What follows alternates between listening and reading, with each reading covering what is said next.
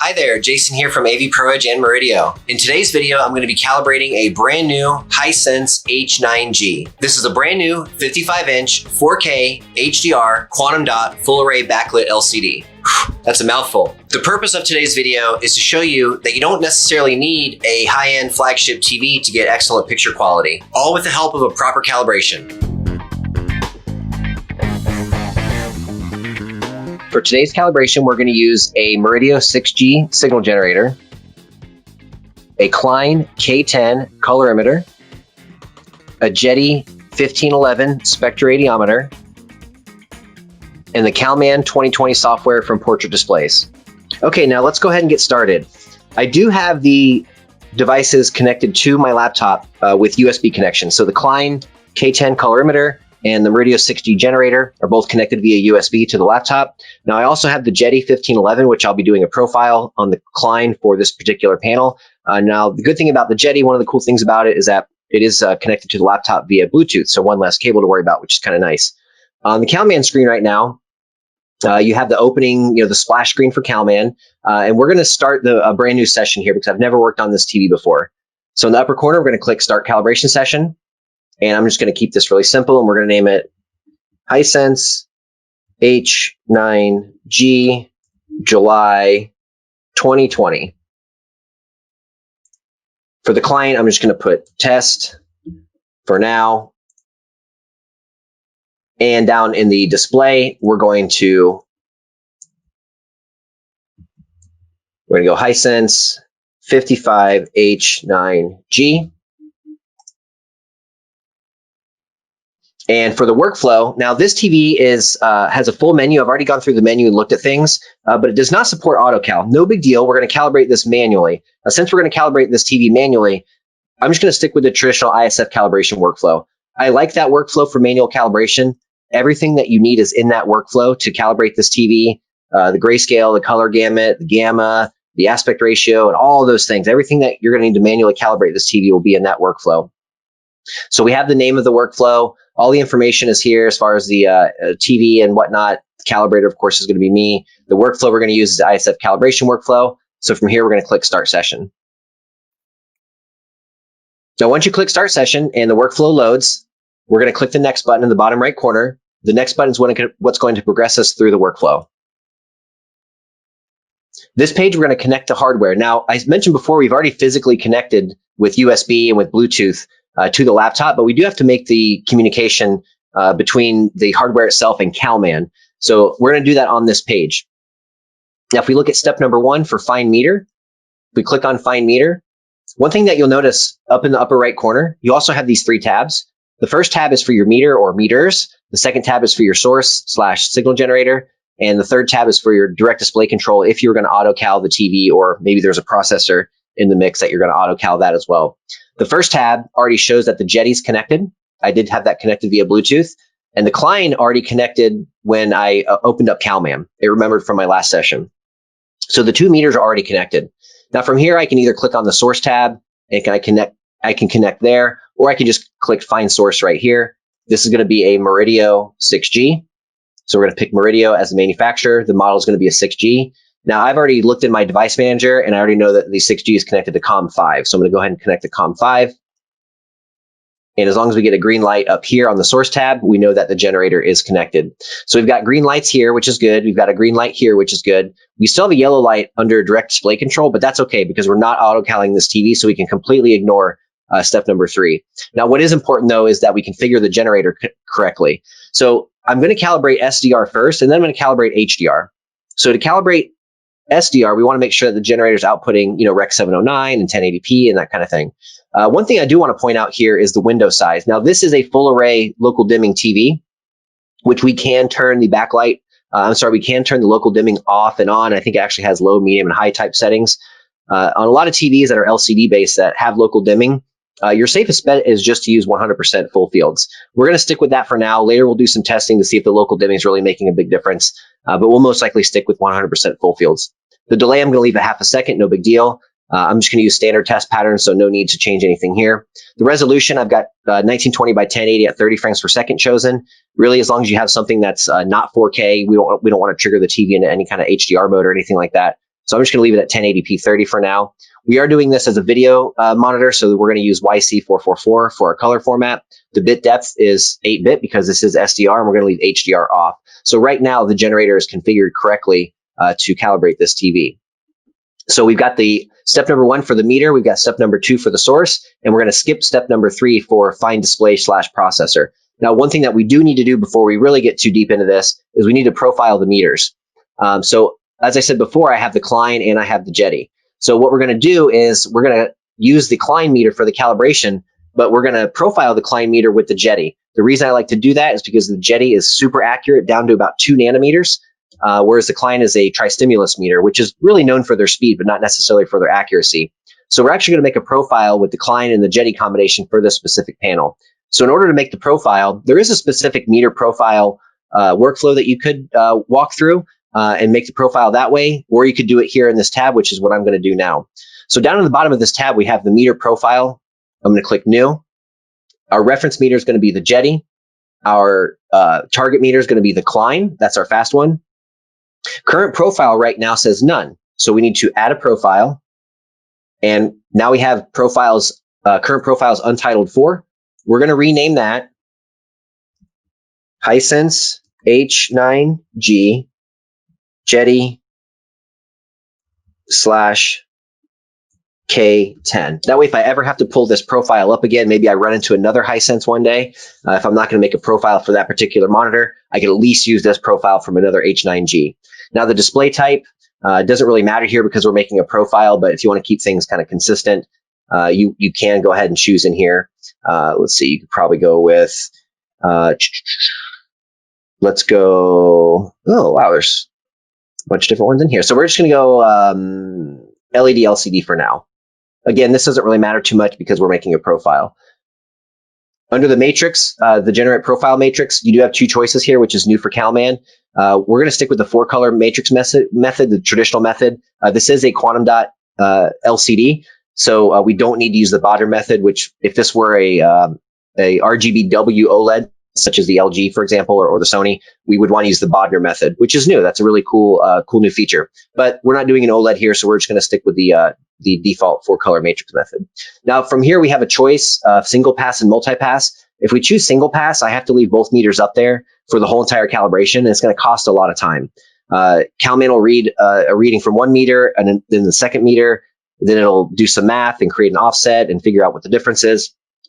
And it's a good way of doing it, but it does take a long time. The multi-pass is nice because we're going to make the profile here right away, and then after the profile is made, I can put the Jetty away, and I'm only going to use the Klein for the entire calibration. So we're going to use the multi-pass method, and it tells us to prepare the Jetty for readings.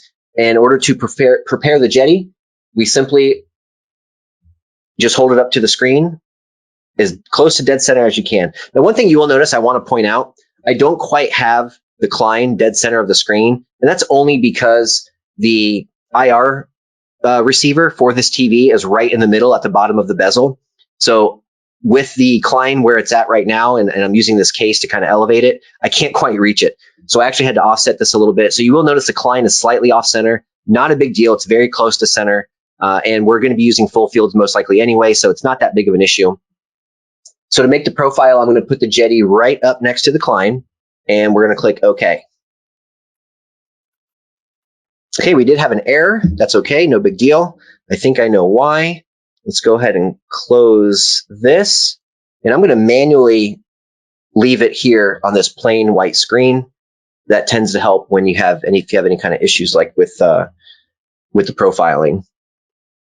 So let's go back here. We're going to edit the profile since it didn't take. We still have the Jetty as our reference. The Klein is our target. Everything is correct here. Everything's correct here. We're going to go to a multi-pass. Same thing. Prepare the Jetty for readings. And OK.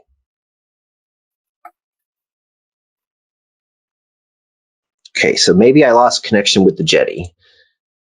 So this happens sometimes. That's okay. We're going to go here to the Jetty, and I'm going to disconnect it from CalMan. And I'm going to go ahead and reconnect it.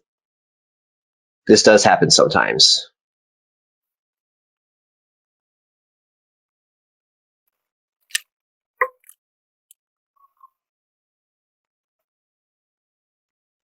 Okay, we have the Jetty connected as our reference meter, the Klein connected as our target meter.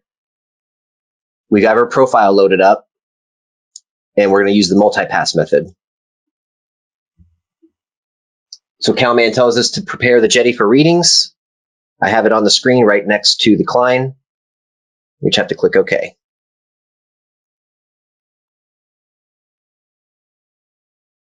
Okay, once the Jetty is done, we're going to do the exact same thing with the Klein meter.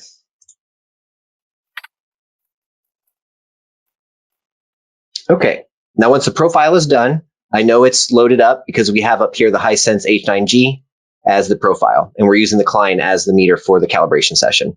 So we have our meters connected, we have our source connected, the source is outputting correctly for SDR, and we have full fields chosen because this is a full array backlit LCD.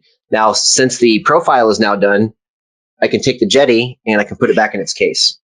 That way it's nice and safe.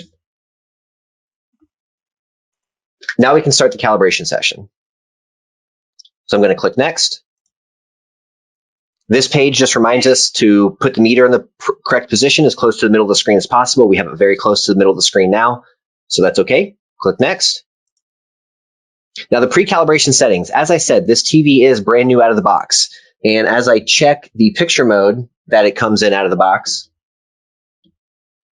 you'll notice that it is in the energy savings mode, which is not typically a great mode. It's usually pretty dim. The grayscale is usually way off. The color gamut's usually way off.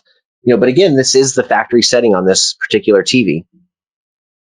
So since it is factory, I'm just going to type in energy savings. And then down in the notes, I'm just going to put factory settings.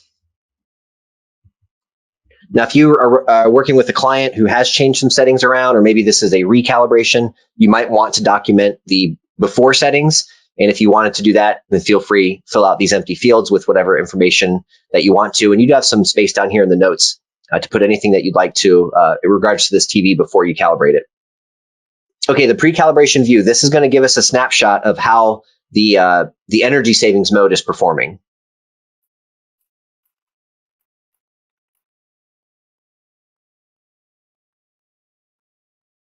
All right, now as you guys can see, this is pretty typical for a factory mode. The grayscale is way out of control. White's way too blue, as you can see. The luminance curve / gamma curve, not the worst I've seen, but not great either. This is showing us that it's way too bright on the bottom end and towards the middle even as well. The color gamut, as you guys can see, is way too wide for SDR. We've got greens way out here, cyan's too blue, oversaturated, yellow's too green and oversaturated, red's oversaturated, magenta's oversaturated and too blue, blue's oversaturated, or blue's decent on saturation, but it's way off on the hue. Again, white's way too blue. Blue, red, green, cyan, magenta, and maybe even yellow are all a little bit too bright as well. So hopefully we're going to be able to fix this all and make it all look nice and tight at the end of the calibration. But again, this is the factory energy savings mode, so this really isn't a big surprise to us at all. Now on the next page, we're going to pick a picture mode to calibrate on this TV. So the first thing you want to do is go through each mode on the TV, and I want to find a picture mode that is calibratable. And what makes a picture mode calibratable is it has all the settings that we need to actually calibrate the display. So if you're going through these different picture modes and you can't find things like white balance or color management, for example, you want to stay away from that mode. Maybe those submenus are in that mode, but they're grayed out. So that's a good indicator to not use that mode at all. So as we toggle through the different picture modes here on this Hisense, let's see exactly what it has. So we have vivid, standard. It's an energy savings now. There's a game mode, a sport mode. There's a theater day and a theater night mode. Those make me interested right away. So if I go into the theater night mode, I want to go through the menu here and make sure that I have everything that I need to calibrate. Now under here we have advanced settings. There's an overscan, a color temperature, stuff here for the motion, stuff for noise reduction. The TV does have an active contrast, which is already off in this mode, which is great. There is a color space option, which is selectable, native and auto. There is a submenu that caught my eye a moment ago, and that was the calibration settings. Now under here, we have a submenu called Color Tuner. Inside of Color Tuner, you should have a full color management menu. So the first option here is the color that you want to calibrate. So if we choose that option, we've got red, green, blue, cyan, magenta, yellow, and then there's something in here for flesh tone. Not sure exactly what that is, but we'll find out later. But there are the controls for red, green, blue, cyan, magenta, yellow. That's a good sign. And for each one of those colors, we have hue, saturation, and brightness. So this is great. This is an 18-point color management system. And for a manual calibration, this is really what you want. Now let's see what it has for grayscale controls. If we look under white balance, you'll notice that there's a 2-point white balance, which is traditional. And this TV even offers a 20-point white balance, which is really nice. We can turn the 20-point white balance on. We can change the level here for whatever level we want to calibrate. And whichever level we choose, we can pick red, green, or blue. So hopefully this works. This is very promising. The last thing I noticed down here, there's a gamma calibration. So this will let us really flatten out the gamma curve or make sure it's tracking as good as possible. It looks like we can pick whatever input level we want here. And from there, we can adjust the gain. So in the white balance menu, we're going to make sure, hopefully, that the TV is close to 313329 for our white point.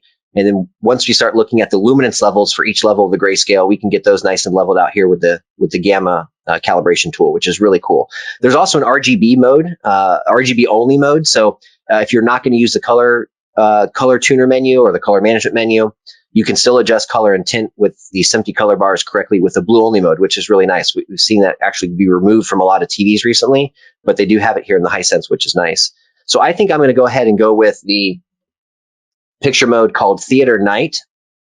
It seems to have everything that I need to calibrate it. Let's just take a quick snapshot here to see what the color temperature is looking like now. And it does have a couple different color temperature adjustments: low, mid-low, medium, and high. So the default setting here was low. Let's go ahead and test that and see. And while we're here, we can also see the gamma options and figure out exactly which gamma we want to use. Now, this room that we're in right now is very dark. So I'm probably going to stick with something like a 2.4 on the gamma. So there is a preset here for 2.2. There's also a preset for 2.0. There's also a preset for 2.4 and a preset for BT1886.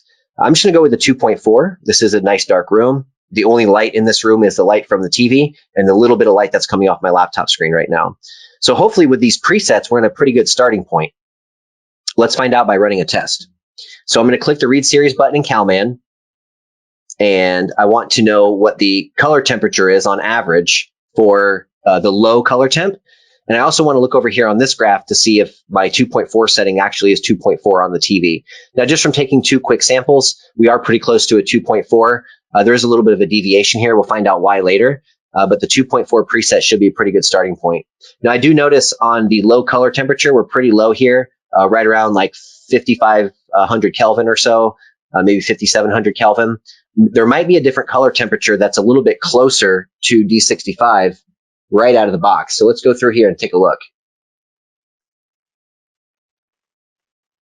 We're going to go under Advanced Settings, and we're going to change the color temperature to mid-low instead.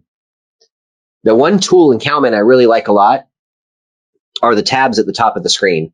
So if you notice at the top of the screen here, I have History 1. If I right-click History 1, I can name that low. And this is the measurement we took on the low color temperature setting. If I click the plus symbol, it opens up another tab. I can rename that tab mid-low, and I can take a reading at mid-low. Now, as you see, if I compare low to mid-low, mid-low has a much closer color temperature to D65 than low does. So if you're going to calibrate this TV, this gives us a clue right away. We want to use the Theater Night mode, at least for SDR darkroom, and we want to use the mid-low color temperature because it's already pretty close to D65. So when it comes to the white balance, we're just going to have to do some fine tuning.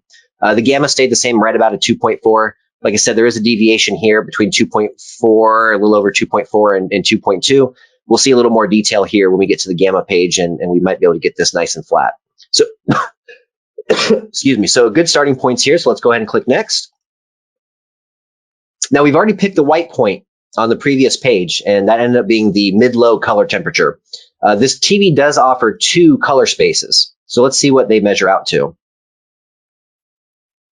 So that's actually pretty close to our targets. It does look like some of the colors do need a little bit of tuning, but it's not bad out of the box. Now that happened to be, I think, the auto color space. Let's double check that. Yep, we have auto and we also have native. So if I put it in native, I can name this tab auto, open up another tab, name it native. Now we can read native, and we have two charts to compare. Now, as you can see, native is way oversaturated, way too big of a color space. In fact, green was so off that it's up here somewhere. So we know right away by doing this, we don't want to use native. We're going to go back to auto. Okay. Now we're going to click next. This page is a nice reminder. It reminds you to turn off all the extra processing, any energy savings functions, any ambient light sensors, anything like that. Now, on a lot of TVs, when you put it into theater mode or movie mode or cinema mode or maybe an ISF mode or THX mode, something along those lines, a lot of these things will automatically default to the off position. But I've never worked on this TV before, so I'm going to go through the menu and make sure that that's true for the theater mode on this TV. So we're going to go through and under advanced settings, we're going to turn the motion enhancement off. Motion clearness is already off. Noise reduction, we're going to turn that off. Some of these things we may end up turning back on later, but we want to turn them off for now. Noise reduction is already off. Digital noise reduction, turn that off.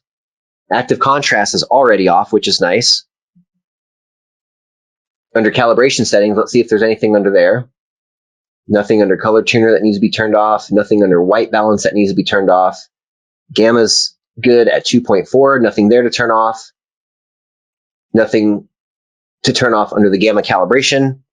And the RGB mode is already off, which is nice. Now, don't forget, too, that this TV does have local dimming. So it might not be a bad idea to find that setting and see exactly what it's set to right now. On this particular TV, the local dimming setting is actually under the backlight setting. So if we go to the backlight setting, the local dimming right now is set to high. We do have off, low, and medium. When we go to measure the gamma a little bit later, we'll see exactly what the local dimming is doing. It might be making things better. It might be making things worse. We don't really know yet, but we'll find out when we go to measure the gamma a little bit later. So this all looks good for now, at least.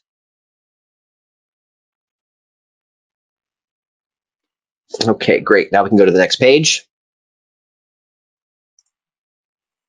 And now we're going to adjust the luminance. Now, CalMan does give you some recommendations based on room lighting. This room is pretty dark. I do have some blackout curtains. A little teeny tiny bit of light is leaking through. There is some light in here from the laptop screen.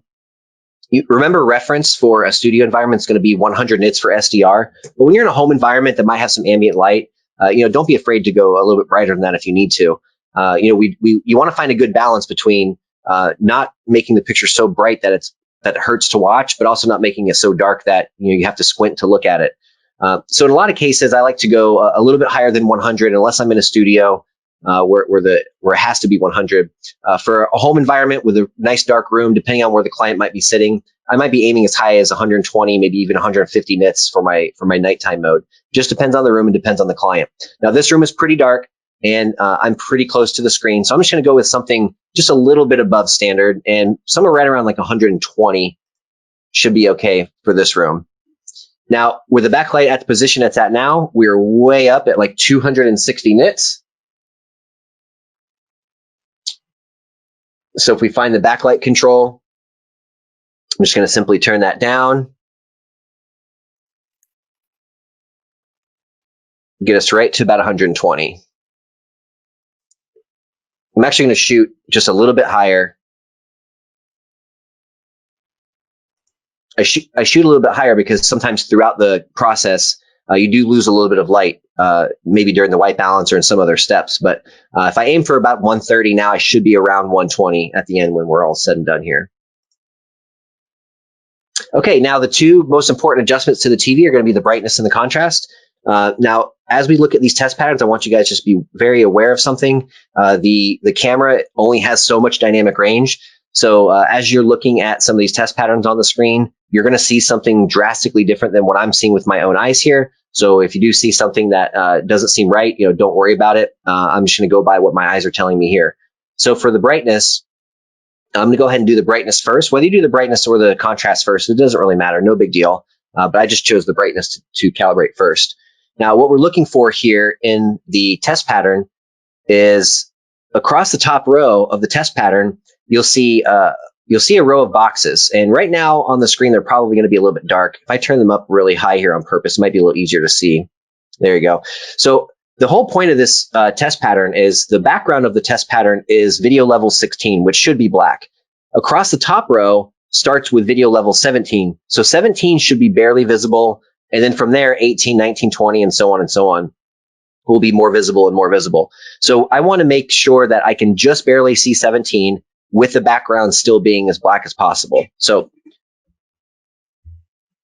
from my seating position, with the brightness at level 52, or at least 52 in the setting, I cannot see the 17 box at all. It is completely gone. So if I come up to 53, I can just barely see it with my eyes. So we're going to stick with 53 for now. Now let's switch over to the contrast. This is a similar test pattern. It shows white boxes instead of black boxes. And there's really two things I'm looking for here. I want to see as many boxes as I can, at least being able to see the middle box, box 235 right here. And I can clearly see that. If I can see more boxes than 235, that's not a bad thing at all. In fact, we consider that a good thing. We consider that, having headroom, extra headroom in the contrast is good. But one thing I do notice right now, and you may or may not be able to see this on camera, is that the white boxes are slightly discolored. They look a little pink to my eyes. So that is one indicator that the contrast is too high. Either you have boxes that are completely blended together, you can't tell one box from another, or in my case right now, the contrast is a little too high, and I know that because the boxes are kind of pink. So if I turn the contrast down, I think the factory setting was 46. Right now I'm at 44, 43, and right around 43, all the discoloration is gone. Now, because we adjusted the contrast after the brightness, we should go back to the brightness. Let's double check that one more time. And I can still see box number 17 with the brightness at level 53. So that's good. So that's okay from there. Now, one thing I do want to also do on this TV is run what we call a clip test. So the test that you see in CalMan right now shows us from 90% white to 100%, 108% white, how well does red, green, and blue track together. And this will also tell us if any of the colors are clipped or close to clipping. So let's go ahead and run this test. And this test will kind of validate that the contrast setting that we picked was correct.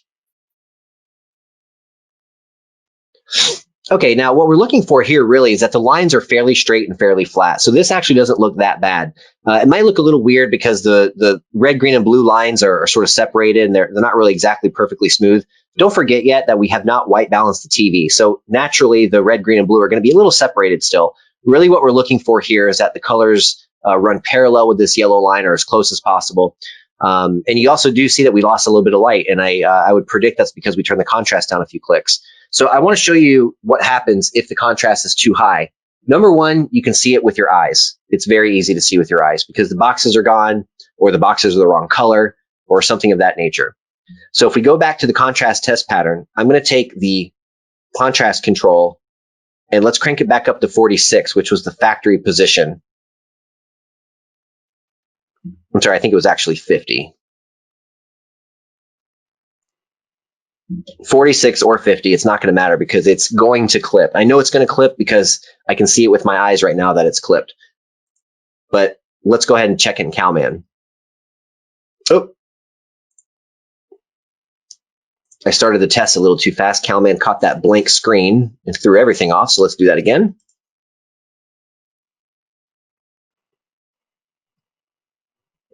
Now, if you look at the lines now, they're clipping, right? So they travel up, they travel up, they travel up, and then they flatten out.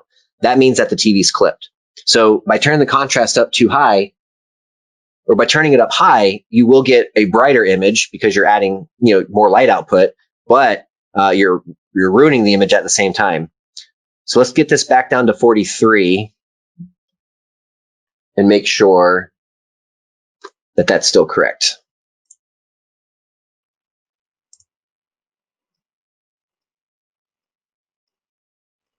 And good. The lines are nice and straight. So that tells me the brightness and contrast are in pretty good shape. We are going to test this again at the very end of the calibration.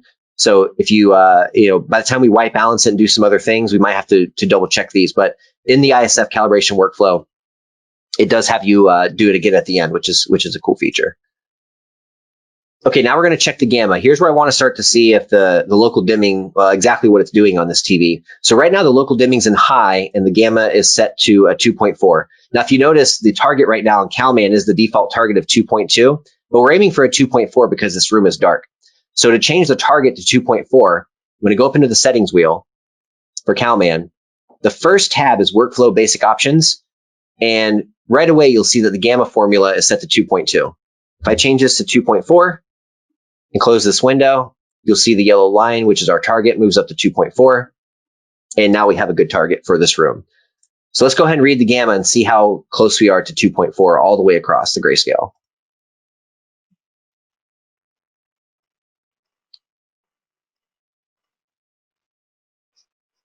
All right, so not so good. The darkest part of the grayscale is actually way too bright. We see by this gray line. And right around the middle of the grayscale, it turns around and everything's a little too dark. This is usually something that we see with TVs that have local dimming. Now, it is on the high setting. So let's name this History 1 high. And we'll go through and measure the others as well. And we might end up in a position where we leave the local dimming off for the calibration and turn it back on at the end. We've had to do that before on some TVs. Don't know yet. We'll see.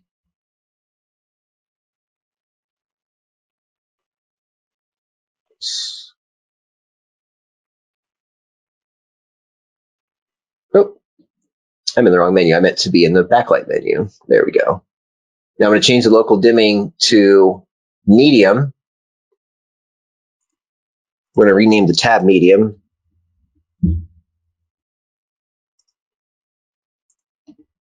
And I'm going to exit the menu. Let's measure medium.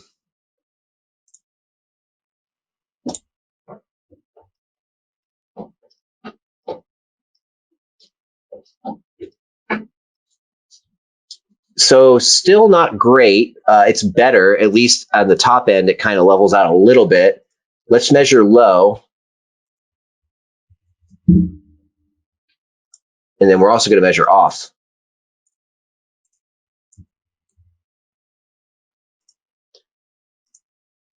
So let's measure low.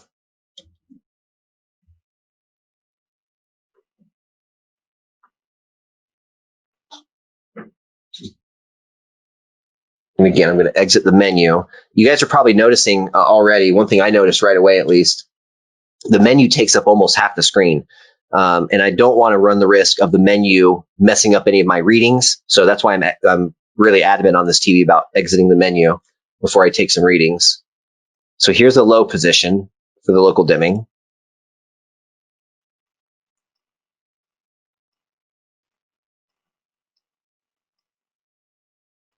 So also a little weird. It actually looks a lot like high.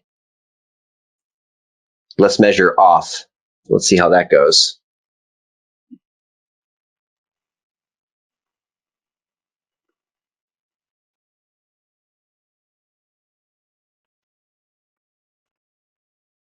Oops. I keep trying to look for the advanced menu and it's under backlight.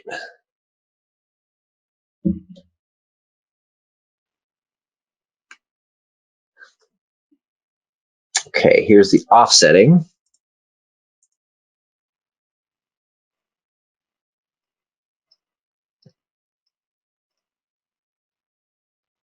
Wow, still not great. Let's see if there's anything else in here that could be causing this to not track very well. Let's see. Now there is an automatic light sensor, which we've already turned off. And there's also a setting here for a minimum backlight. So I'm not exactly sure what that does. That might be, if you turn the backlight down all the way, if you turn the main backlight control all the way down to 0 and turn the minimum backlight control all the way up to maybe 5 or something, that might mean that no matter how low you turn the main backlight control, the TV will at least be at a minimum of whatever you leave this setting at. Nothing I've seen before in a TV. So might be something to experiment with. And let's see if I can even change anything here. It could also be related to the automatic light sensor. So if we turn the automatic light sensor on, easier said than done. Oh, there it goes. Okay, that's exactly what that is. So if the ambient light sensor is on, the backlight will only get this dim. With that this is whatever you set this minimum backlight setting to. But we're not using any automatic light sensors. So I'm going to go ahead and turn that off. Now, one other thing that could be throwing off our gamma setting is the fact that we're using full fields. I don't think this is going to be the case, but it's something worth trying at least. So I'm going to go to the generator tab, and instead of full fields, we're going to use 10% windows instead.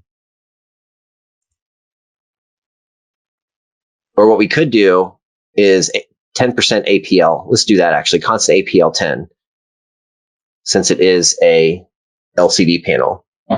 Now the gamma, I'm sorry, the local dimming is still off. So this is off, but with 10% windows. I'm sorry, with 10% APL. So let's see if we get different readings here.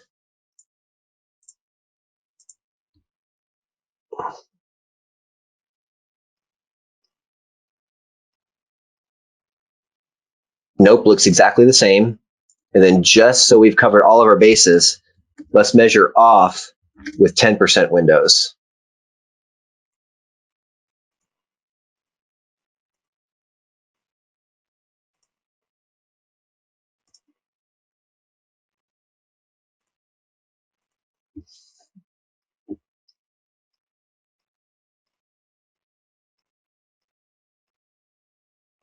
And again, really no different. And just to be extra sure, let me make sure the menu's off the screen. We'll measure that one more time.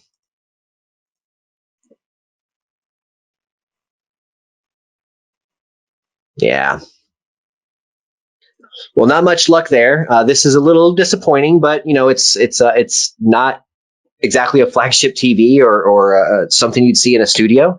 So it's going to have a couple shortcomings, and this isn't necessarily a terrible thing. But what did we find out here? We found out that I think the medium setting, although not great, is kind of the best one. We might be able to make some improvements here because this TV does have a gamma setting for the. It does have a luminance adjustment tied to the gamma, so we might be able to make this a little bit better. But let's go ahead and go back to our full fields. That didn't really seem to make a difference here. And let's put the local dimming back to medium.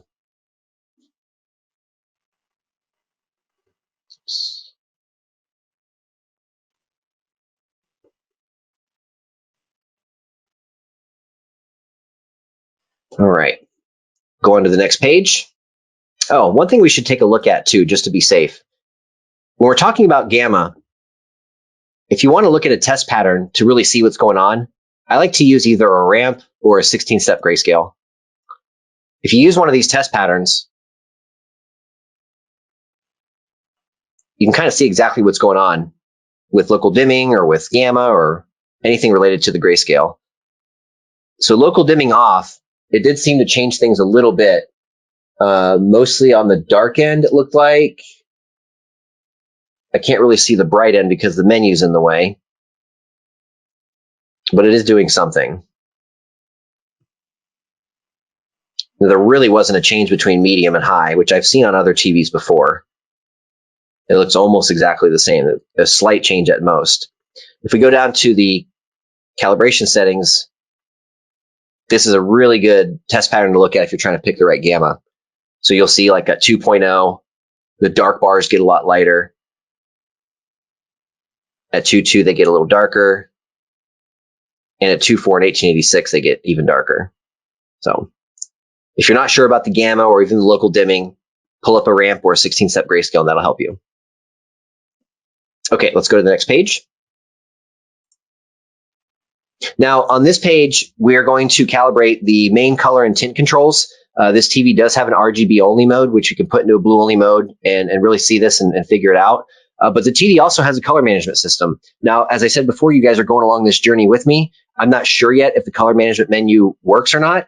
But let's test the color and tint controls and see exactly what they do and make sure those work correctly. So there's a couple test patterns you can use for this, and the easiest one is the traditional SMPTE color bars, which you've all seen for a long time here. The other thing you could do is look at a skin tone test. So if you're not quite used to looking at the color bars yet, you can also look at some skin tones to see what's going on here. Now, the Murideo generator does have a couple of different skin tone test images in it. The one that I like to use is the latest family, what I call the family portraits from Portrait Displays. It's nice because you have multiple different skin tones, and in each person's clothing, you've got different primary and secondary colors. So there's a lot you can tell just by kind of looking at this one test image. So let me find that for you. And there we go. Now, the first thing I want to do is I want to make sure the color and tint controls work, period. Again, this is a TV I've never worked on before, so I want to kind of at least verify that the controls work. So if we go to the picture menu, we find the color control, and when I turn the color control up, we should see the colors start to glow and the skin tones start to look really weird and orange, and that is the case. Okay, so that control works. That's good. Let's make sure the tint control works. Now, the tint control is going to kind of rotate the color gamut all the way towards green or all the way towards red. So as we crank up the tint control, you'll see it's going, we're 25 clicks into green now, and everybody turns green. So that control seems to work. If we go the other way towards R, see right now we're at like R20 or so, and everybody is kind of pink. So that control works. That's good. Now, the $1 million question here is, does the blue only mode work with these color and tint controls? So let's pull up a color and tint SMPTE bar pattern, and let's find, I believe it was in the calibration menu if I'm not mistaken, one of the two. There's the RGB only mode, and let's pick blue for blue only mode. Now, what we're looking for here, these two bars should blend together when we're looking at the color control. Now, if you notice, when we look at the test pattern again with the blue only mode off, you've got a blue and a white bar right here, a white bar with a blue rectangle underneath. On the other side, you have the same thing, but inversed. The big bar is blue and the small bar below it is white. In either case, I want to look at these two colors through the blue filter and make sure that they match. So let's turn that blue filter back on. Now, if we go back to the main color control, as I crank the color up, you'll see some separation here. If I turn the color down, you'll see the same thing, but the top should start to glow. The bottom gets darker either way. Now, hopefully they match, and that's really the key. Now, as I'm looking at it through the camera, they're pretty closely matched at the factory position. And as I look at it with my eyes, it's about the same. It's actually matched pretty closely. So I'm going to leave that alone. Now on the tint control, let's look at this.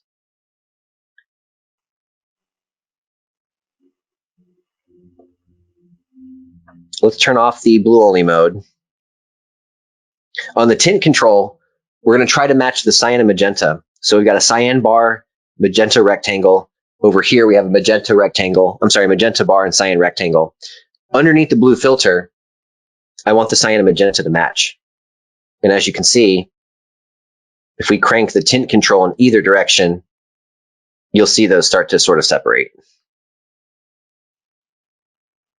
So we go towards green, the top bar gets lighter. If we go towards red,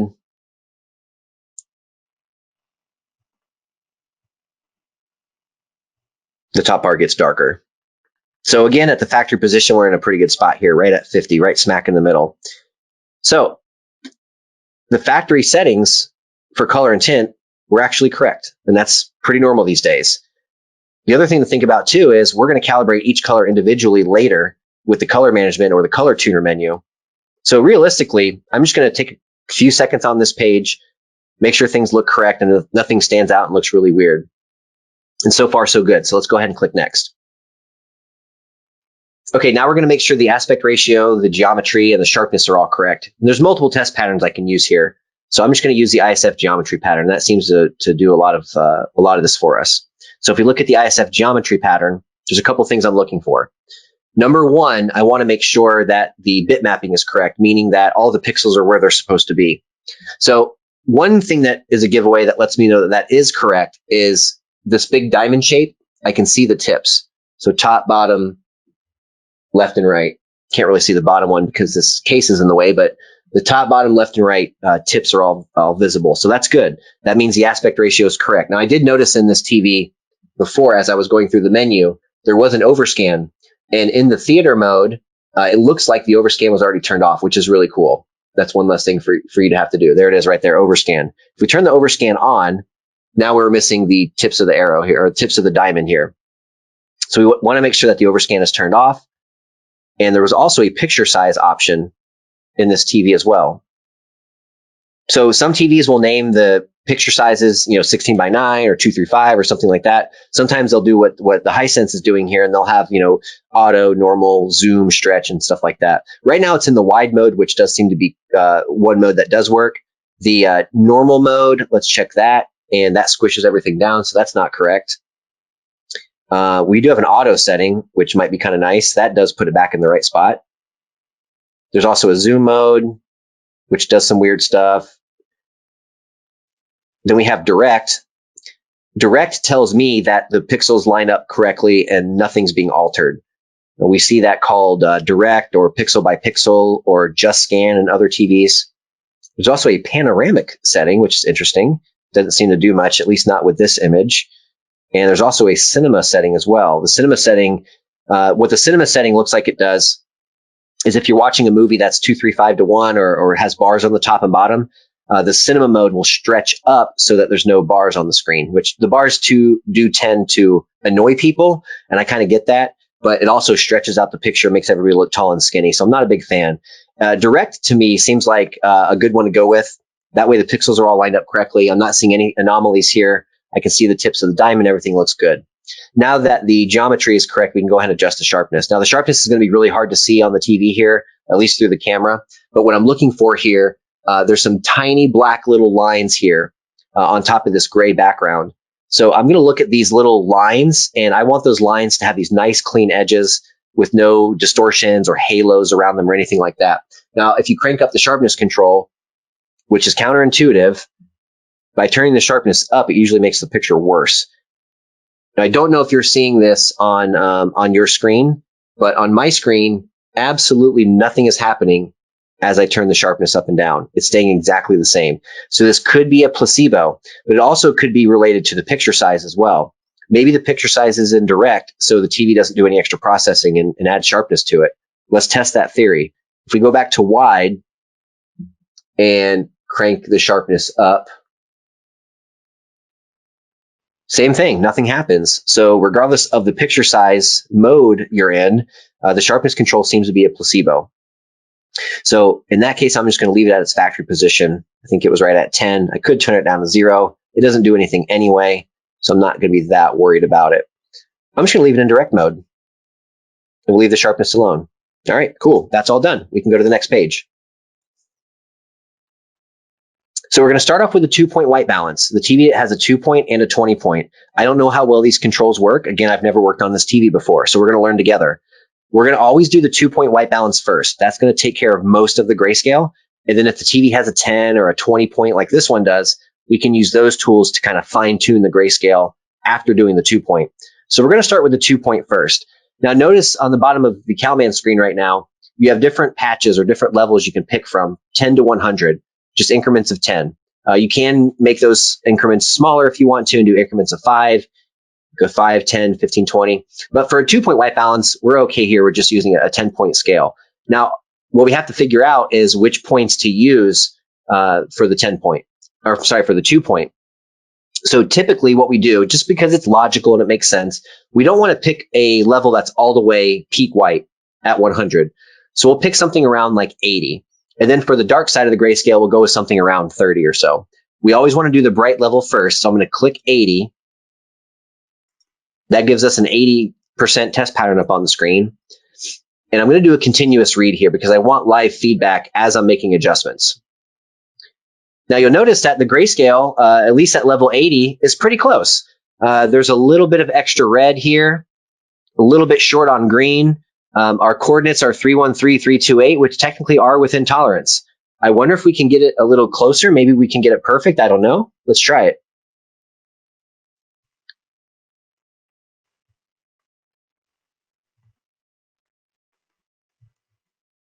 Now we're going to do the 2-point system first. Now it has offsets and gains. The gains are typically the bright side of the grayscale. So I'm going to pick the gain control, and I want to, red's at 312 or 313. It's probably pretty good where it's at. So I'm going to leave the red control alone, and we're at 327, which is within tolerance. Maybe if I take away a click of blue, maybe we can be right at 329. And look what that did. That put us at 330. So that's a little bit too much green, which we do not want in the grayscale. So I'm actually going to leave that alone at 0. Now let's check the dark end at 30.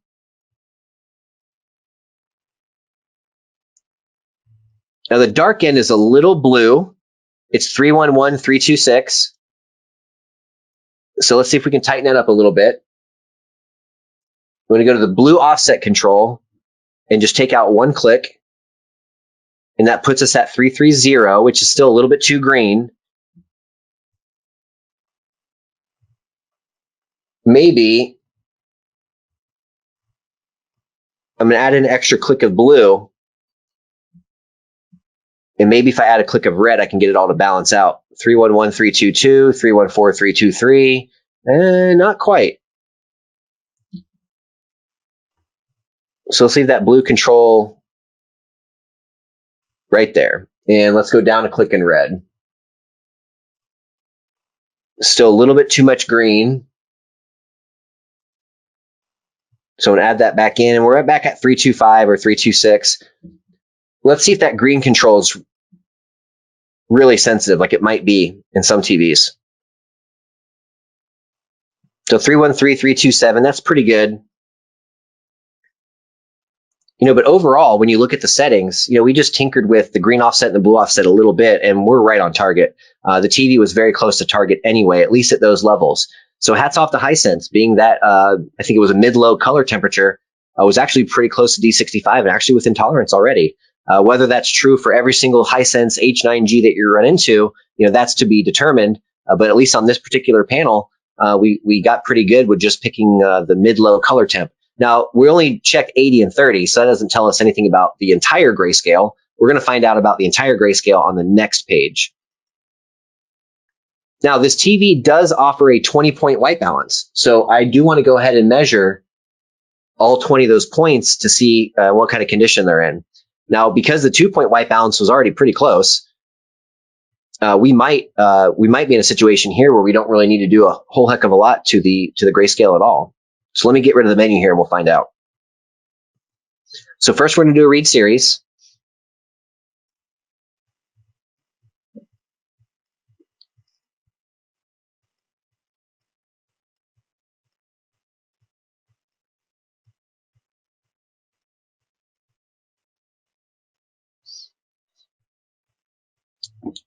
Now, as you look at the RGB balance graph, the red, green, and blue lines, they're pretty tight together because the white balance is pretty good. But you will notice there's this big hump here, and it stays a big hump until we get down to about, or up to about 75 or 70%.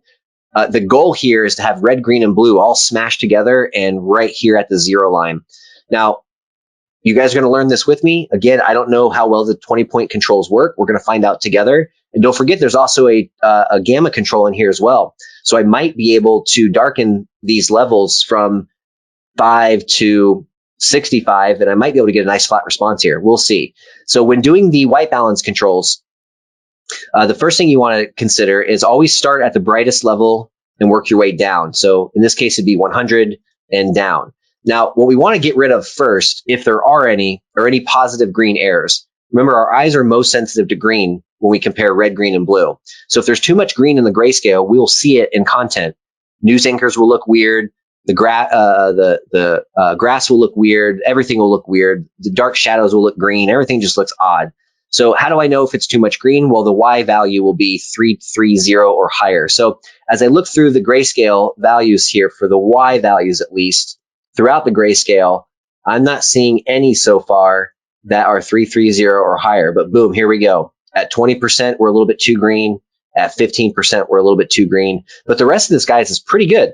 A few of these levels, like 324, are slightly outside of tolerance. But remember, 325 to 329 is tolerance.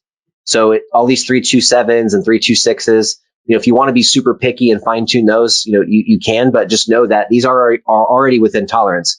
What I'm really concerned with here are these 330s and 332s. I do want to get rid of those green airs. And also I want to try to see if I can flatten out this gamma curve as well.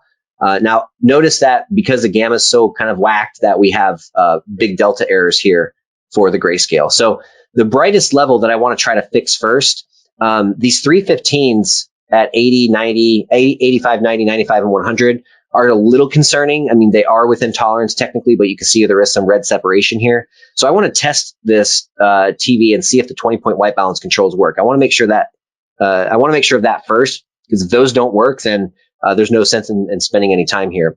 So let's go to the 100% test pattern, and let's go to the 100 control in the TV and see if we can lower that red error a little bit. Now, on some TVs, you might notice that the 20-point white balance controls work, but only once you get down to a certain level. Sometimes the 20-point white balance work, but everything is a step off. So in other words, if you're calibrating 90, you really have to be on the 80 control in the TV. We do see some misalignments like that sometimes. There are some tricks you can do, like putting the contrast back into the factory position. I've seen TVs line up better when you do that. But again, I've never worked on this TV before, so let's kind of figure this out together. So we want to go into the calibration settings. We want to go into white balance. Let's go ahead and change this to a 20-point. It looks like you do have to turn the 20-point on, so let's turn that on. And we can choose our level here, anywhere from 5, 10, 15, all the way up to 100. Now, as of right now, 100 has too much red in it. We can see that right here. We can see that right here. And we can see that the number is 315 on X instead of the 313 target. So let's run the meter continuous and lower red a little bit and see if we can get this to 313. Oops.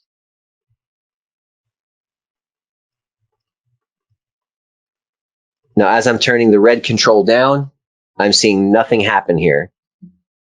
So that tells me to leave it alone. Now, that doesn't mean the rest of the controls don't work.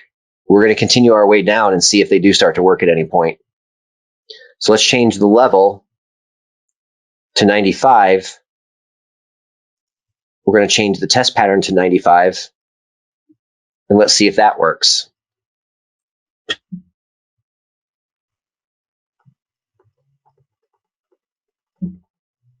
And again, I'm going all the way down. I'm coming back up, and nothing is changing.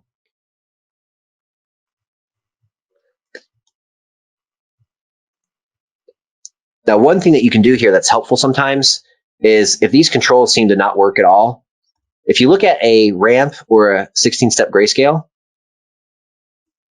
you can experiment with these controls to see if anything's happening. Now, of course, the menu's covering up about half the screen here. So if I go down to level, let's just pick 40. 40 is going to be like, right around here somewhere. If I pick 40, I can just test my theory here if these 20-point controls work. Our eyes are most sensitive to green, right? So if I go to level 40 and I crank up the green control, the test pattern right around here should start to turn green. I should see that with my eyes. And it is happening. So at least at level 40 or somewhere around level 40, these controls do tend to work. So let's actually go to 90. We know 100 didn't work. We know 95 didn't work.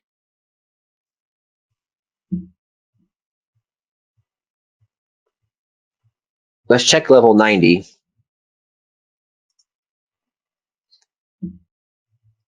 We'll do the same thing. We'll see if the red control works. And I got nothing.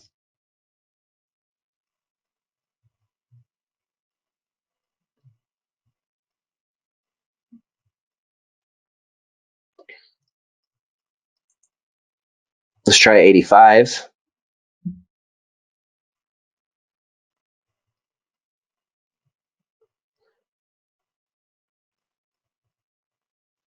And nothing at 85.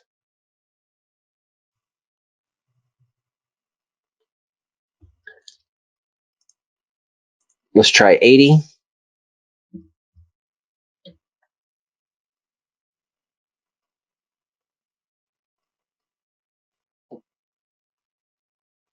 And I'm turning 80 down on red.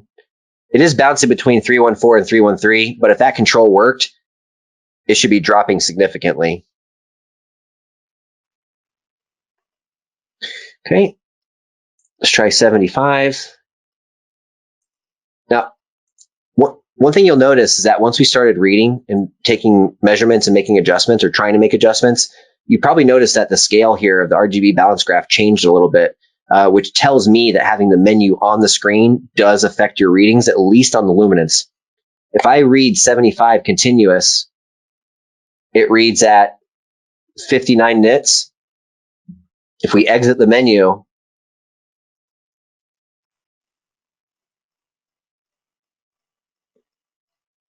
that's all of a sudden now 54 nits. So what that tells me is when we're reading things like gamma and luminance, make sure the menu is off the screen or you will get wacky readings. It did not seem to change the X and Y values, but it certainly changed the luminance. So when we're measuring gamma and stuff and trying to flatten this stuff out here pretty soon, assuming those controls work, we're going to want to make sure that the menu is off the screen, which can be a little time consuming because you're going into the menu, making an adjustment, then exiting the menu and taking a reading and going back in and making these micro adjustments. It is time consuming, but in a lot of cases, it's just the way you have to do it. And that looks like that's the case here with the Hisense. So let's go to the 70 control, see if these work at all.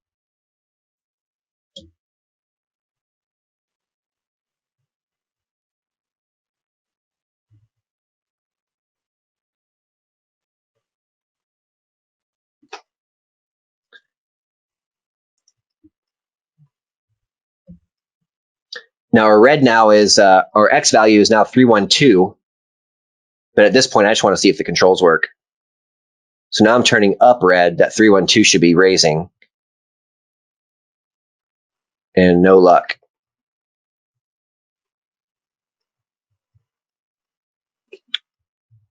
Let's try 65. 65's pretty close anyway. 60. 60 is a little out of tolerance, so let's try 60.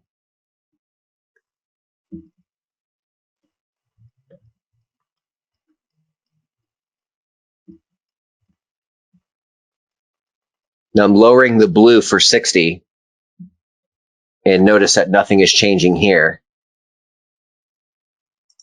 So far, we're not having great luck with the 20-point white balance controls, which is kind of a bummer because it has it, but it doesn't seem to be working all that well. Now, there's still one more theory to try out to see if raising the contrast back to the factory position helps this. But we did have some things happening at like 40 when we checked before. One thing we could check really quick is let's look at a 16-step grayscale and see if some of these brighter controls do anything. Now, this is going to be tough because the menu's on the screen, but if we change the level to, say, 90 and crank the green up a lot, the top end of the grayscale should have some nasty green in it when I exit the menu here.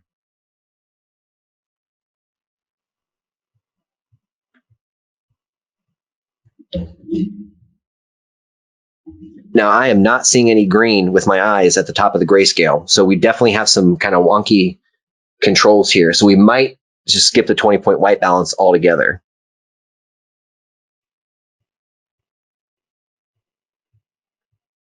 One thing that's important here is that if you're not going to use these controls because they're not working, always try to make it a habit to put them back at their factory position. And I say that because let's say this TV gets a firmware update in a month and all of a sudden these controls work and I left everything cranked up on green or blue or whatever. Now, once those controls work, my settings are way out of whack now. So just make that a habit. If you're not going to use the control, just go ahead and put it back to factory. Now let's try that other theory that I had before about the contrast. Let's put the contrast back to 50 and see if that helps the 20-point white balance work better. Now, it was at 43. Let's just try level 80 here.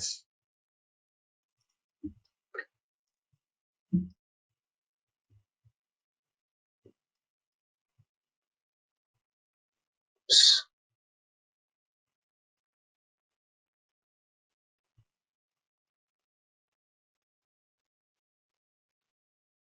If I crank up green,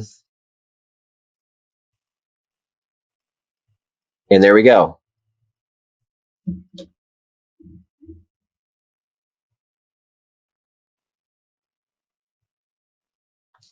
So that's the answer. The answer is on this TV, at least with this firmware as of right now, in order for the 20-point white balance controls to work, the contrast must be in the factory position. Now, this is okay because we're going to readjust the contrast at the end. So if there are any weird color shifts or any clipping errors or anything like that, we can always adjust it again at the end. But for the 20-point white balance to work, it does look like we need to keep the contrast control at the factory position. So now that we know that, let's reread the grayscale.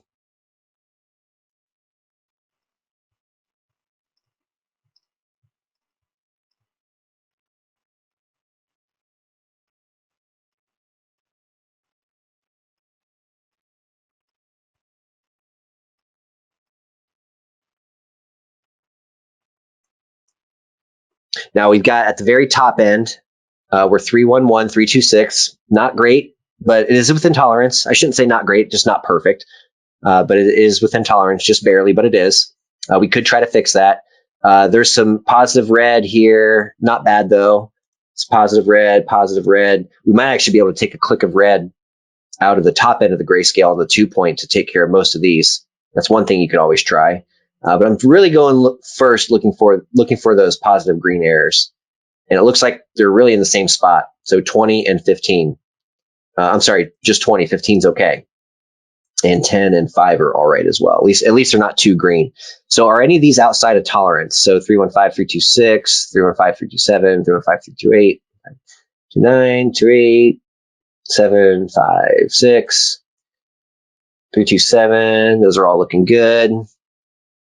20 is 330, of course. Now let's test that theory about the 20-point controls working now. Let's see if 95, let's see if we can fix that red. It is within tolerance, but I want to see if the control works.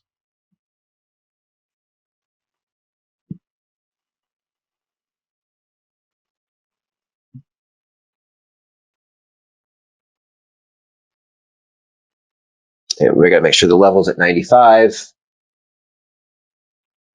And let's lower the red. And that is working, so that's good. Lower the blue a little bit. Try to get the red, green, and blue bars evened out. And funny enough, the blue control doesn't do anything. But the red did, which is interesting. Let's just make sure that wasn't... Yeah, the more you turn down red, the more it drops.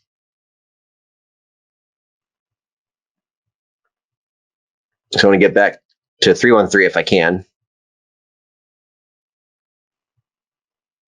I'm going to go 313, 324. And I don't know if the green control works. Let's see. And it looks like it does work a little bit.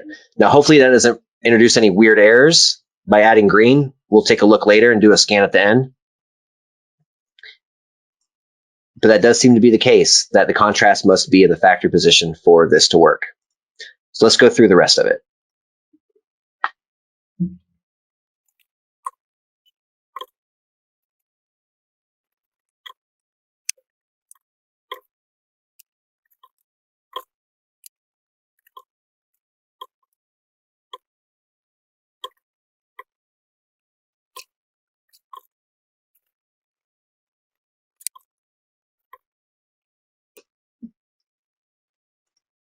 So the good news is having to use the green control is not overly sensitive like it tends to be on some TVs. Some TVs, you push the green button, or I'm sorry, you push the green up one click and you'll see the graphs like skyrocket in green.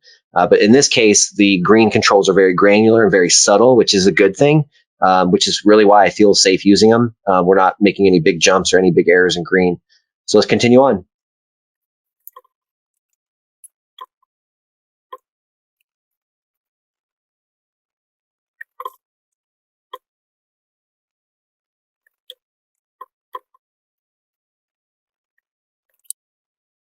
Now you notice at 20, that's where the green arrows really start to get bad. And if you look at 20, it's 316, which is a little to the right of the target, and 331, which is a little north of the target. So that puts level 20 kind of yellow. So not quite dark shadows, but getting down to the shadows at least. They will look yellow, and that'll look really weird. It'll stand out. So we definitely want to get rid of these green arrows for sure.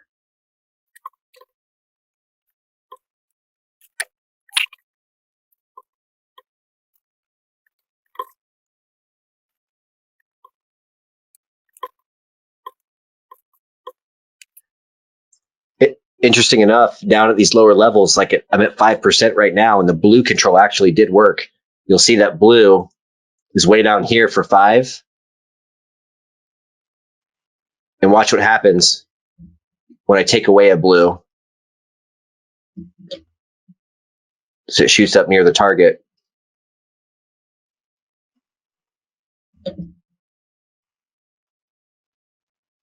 And adding 1 click of green made it way too green. So if you have the option of leaving the grayscale a little red, a little green, or a little blue, always go for blue first. I'd rather it be a little bit blue than a little bit red or green. In order of sensitivity, our eyes see green first, then red, then blue. So if we're least sensitive to blue, if you have to make an error, do it towards blue. That'll make more sense. Now, I do want to also check this luminance thing that's going on. But remember, the menu has to be off the screen because the menu on the screen is messing with our luminance readings. So what I'm looking at now is the measured Y value in CalMan versus the target value of what it should be. Now, if these numbers all line up throughout the grayscale, then I'll get a perfect gamma. But as you can see, a lot of these levels are way too bright. We've got some green here. So there's still a little bit more work to do. Let's keep going.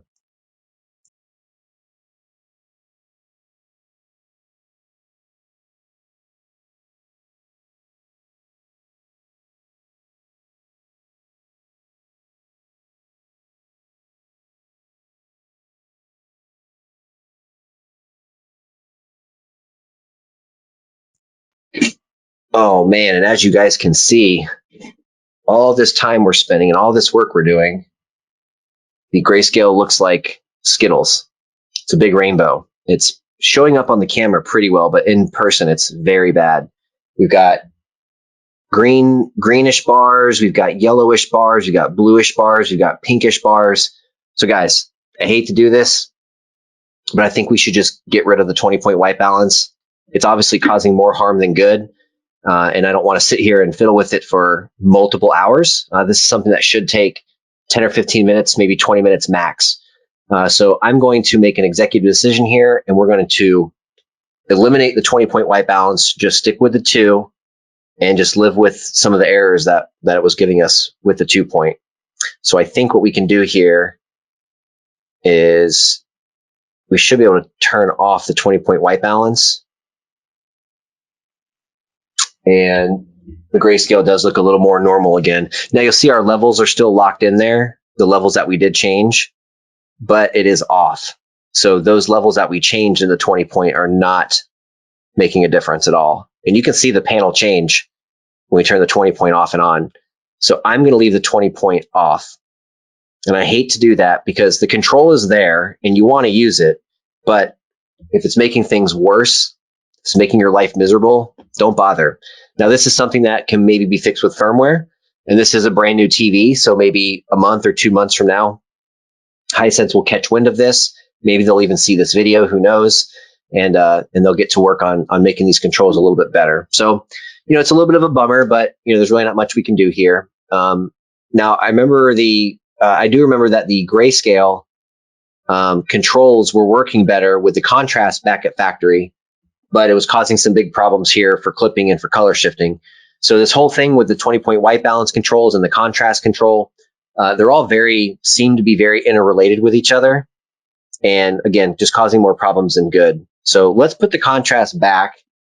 I think we had a really good test pattern right around like 43. Actually, maybe like at this point, maybe 42.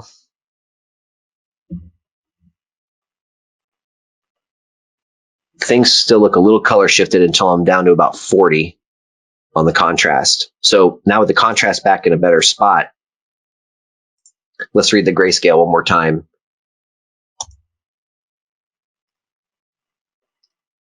Oh,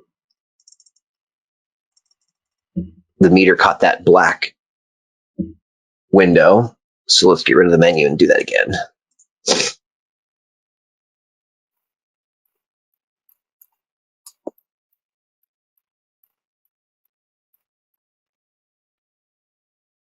So this is with our 2-point white balance. So the 80, everything still has a little too much red in it. So let's stick with the 80 and 30 method for the white balance. And let's just take out some red from the gain. Yeah, 321, 328. The 328 I'm happy with. The 321 is what's concerning. That's way too red. It's way outside of tolerance. So let's take the red gain. And let's knock it back like 3 clicks. And 321 becomes 312, almost a bullseye. So that was good. All right, how's 30 looking? 319, 325,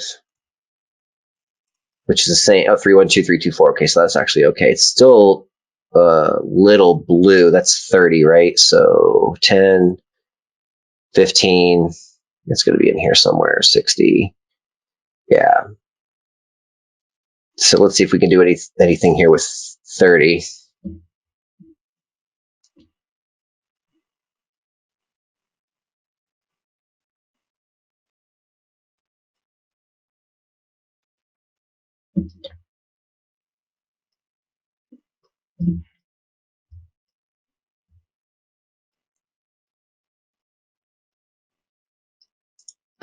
So it's 311, 330. Let's check. Actually, it's still a little bit too green. Let's add in like a click of blue here to get rid of that green air.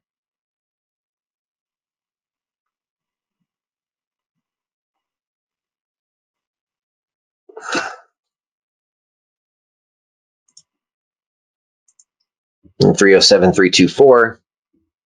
Let's add another click of red in.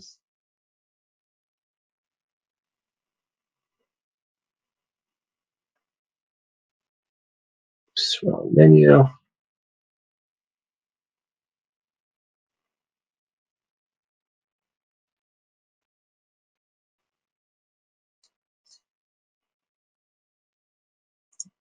And 312, 324, pretty close.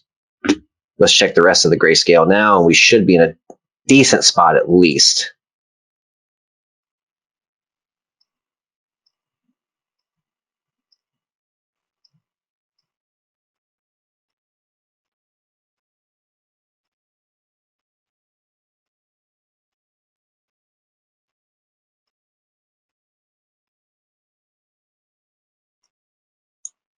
So we're 309, 325, barely within tolerance here. Still have some green areas down at the bottom. Now, if you guys remember, the factory white balance controls with everything zeroed out actually had us pretty close. So let's try one other thing here. Maybe if we leave the white balance completely alone, we might actually be in a pretty good spot. Now, what I want to do though, I do want to take a picture of these settings. That way I can always go back if I want to. So let's reset this.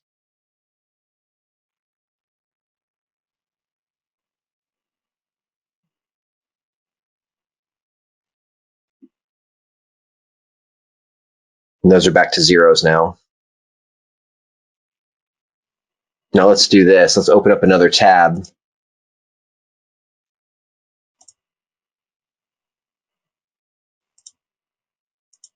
Now this is with the factory 2-point white balance controls.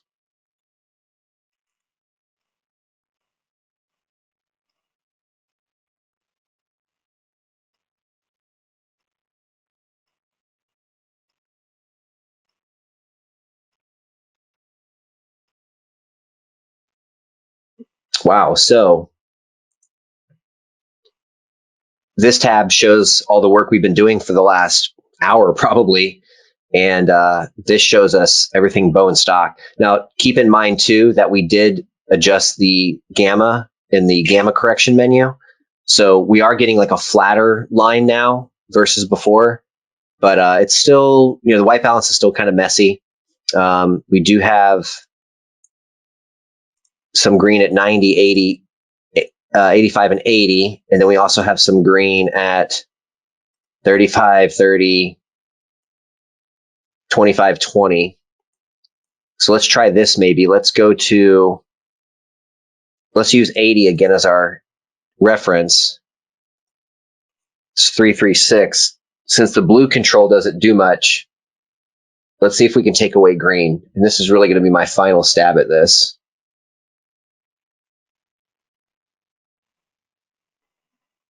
Let's just do like 3 clicks of green. 80 becomes 324, which is a little blue, but I'd rather be a little blue than a little green, that's for sure.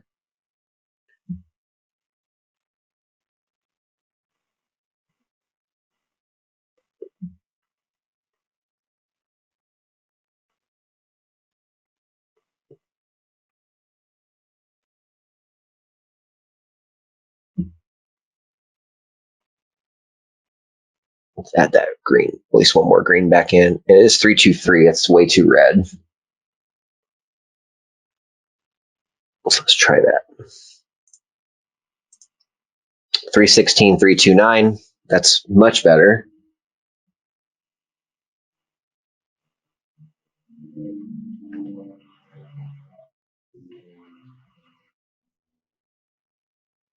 Let's go one more click of red, maybe.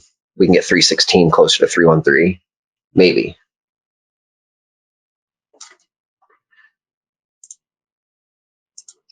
Three one two 327. That's pretty good. I'll take it. Let's try 30. 316 331. 311 323. That's better at least. I'd rather it be a little blue than a little green. I'll say that a million times. So let's measure the grayscale now. And this might be what we just live with.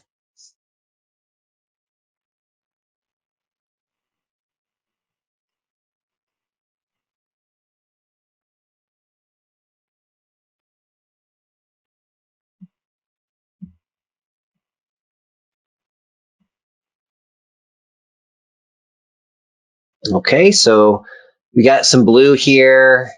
We're a little wavy here. We may be able to go back and maybe we can flatten this out a little bit better with those gamma controls, the gamma correction, or the gamma calibration menu rather. Things start getting really weird at like 75 or so, and it's a little too dark. So 75 should be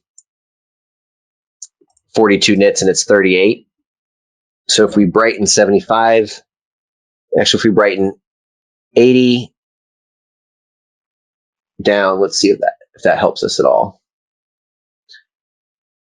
If we can get the gamma right and we're just stuck with a grayscale that's a little blue, that's not bad. So let's go to 80. Let's brighten that 5 clicks. Let's go to 75. Brighten that 5 clicks. Let's go to 70. Brighten that 3 clicks. And let's go to 65. Brighten that 5 clicks. Let's see what that does.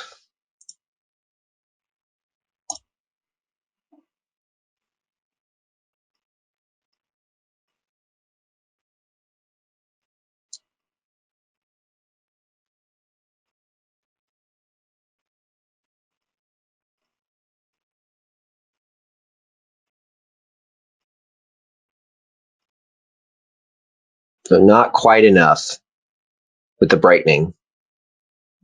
But guys, I don't want this video to be 7 hours long. So I think for right now, for the white balance, we're just going to live with this. Now our delta errors do seem to go a little crazy here because we have X and Y errors and we have a luminance error. So the deltas here are going to be a little higher than what we'd like. We want the delta errors to be lower than 3, and we've got one almost at a 4. We got a 3.3 at 75, a 3.5 at 70, 3.2 at 65, and then 60 and down they get a little bit lower, and they start getting down into the under 3, under 2, and even under 1. Like at 35 IRE, we're 0.5 delta error. At 30, we're 1.4. At 25, we're a 0.5. At 20, we're a 0.2. So the TV does have the ability to get these low delta errors numbers if the controls were a little bit better. So that's one critique I'll have of this TV, is that the white balance controls are kind of wonky. But considering the time we spent on it and the results we're getting, I think we're just going to kind of live with this for now, and we'll do one final run of the grayscale at the end to see exactly what's going on with it. And if there are any errors at the end, then we'll deal with those when we find them. So now we'll move on to the color management menu, or as Hisense calls it, the color tuner menu. I don't know yet the condition of the primary and secondary colors, so let's do a read series first.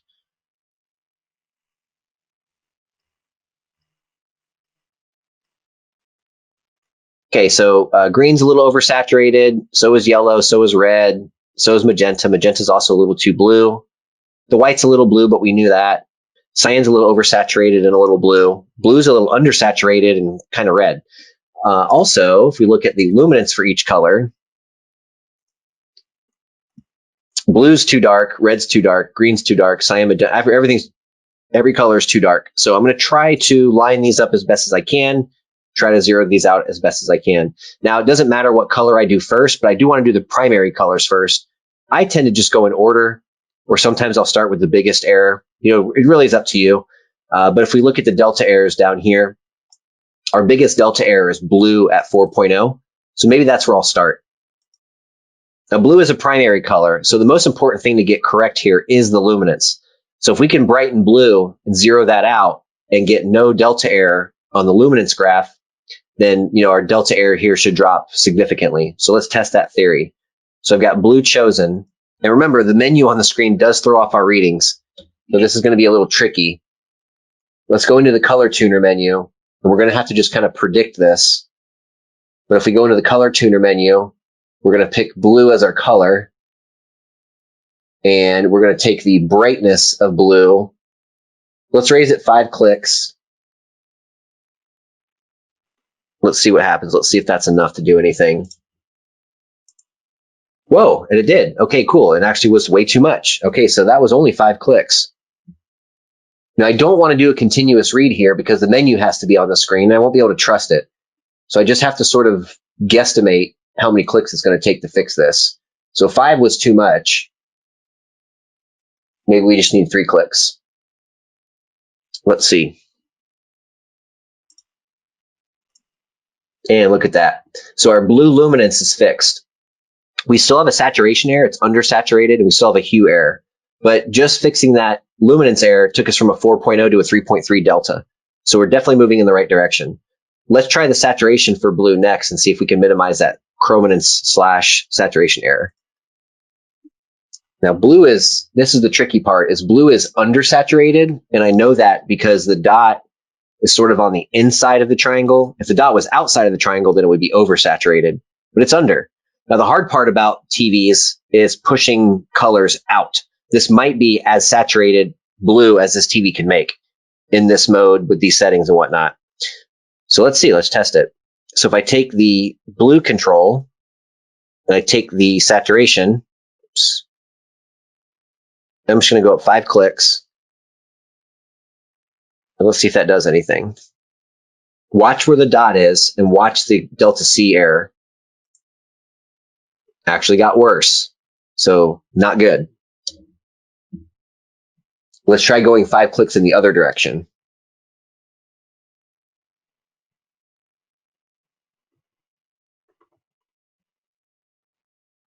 Well, something's happening. You can definitely see the screen change.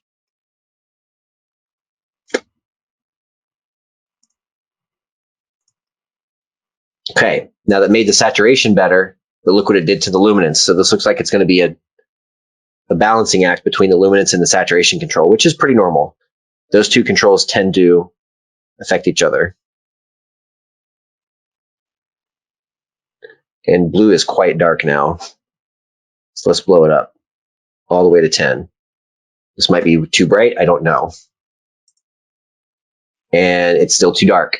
All right, so we're going to have to use the saturation control to fix the luminance.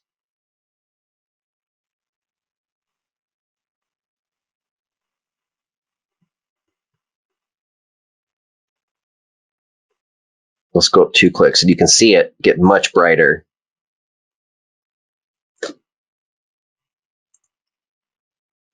Not quite, maybe a little more.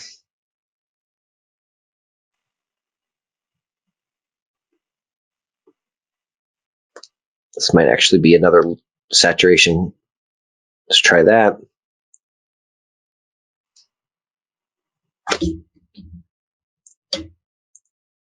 And okay. Now blue is a 1.5. We helped the saturation quite a bit. The hue is a bit better. And that brought us to a 1.5. Now that's well within tolerance now. So we can move on to the next color. Now blue is a little undersaturated and it's a little towards red, but the delta error is low enough to where this is not visible. So this is good. All right, let's move on to red. There's a pretty big luminance error at red. Let's at least get that under control. So we're at a 2.2 delta error for red, and it's too dark and it's oversaturated. So if it's too dark and it's oversaturated, if I pull the saturation back in, that's going to make it even darker, most likely. Let's test that.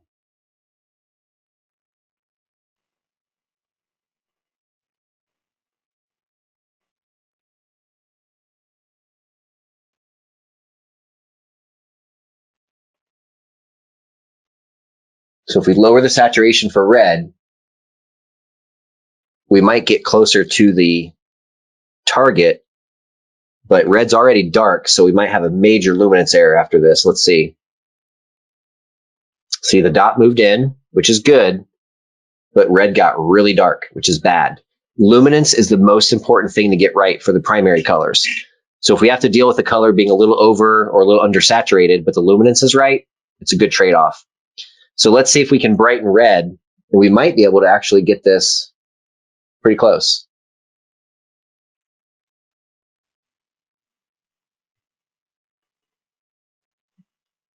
Let's just brighten it all the way. We'll see what happens.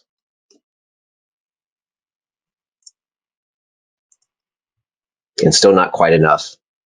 And look at where the dot moved in. So let's push the saturation out a little more.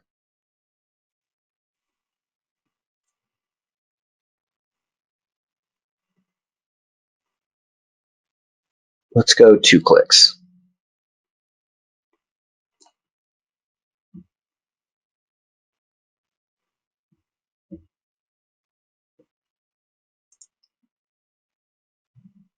Now the dot's pretty close to the target, and we're way too bright now, so this is actually manageable.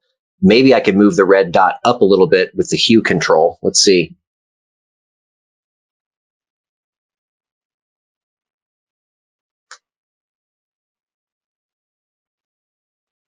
Now this is an XY thing, so maybe the menu on the screen won't mess us up here. Let's see. I want the dot to go straight up. And boom, there it is. Okay, now let's get the menu off the screen. See where it really is at. And wow, look at that. Red's a 1.2. It's still a little bright, but the dot's close to the target. That's good. So if I lower the luminance for red like a click or two, red might be really nice.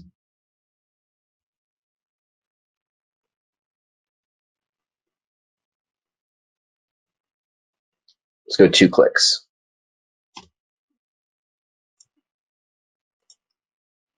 And maybe that was 1 click too much.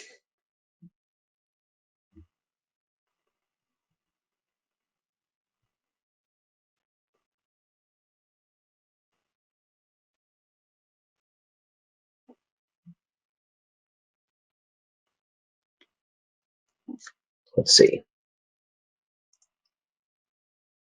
That's pretty good. We're at a 0.8 for the delta error, which is excellent. Let's move on to green. Now there's not much wrong with green other than it's way oversaturated, but it's also dark. So we're going to probably run into the same problem here that we did with red. So I'm going to have a balancing act here on green between saturation and luminance, and we might be able to nudge it over to the right a little bit to be lined up with the target. So if we can nudge it over a little bit and drop it straight down and then adjust the luminance, that should be it.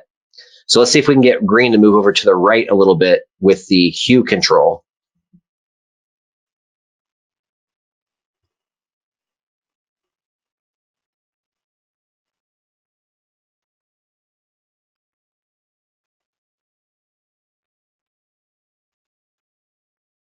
Yep, wrong way.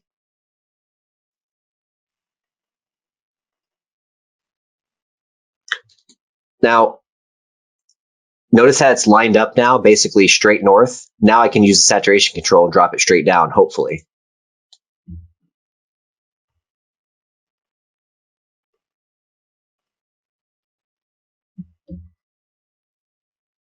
Now, it did move to the right a little too far.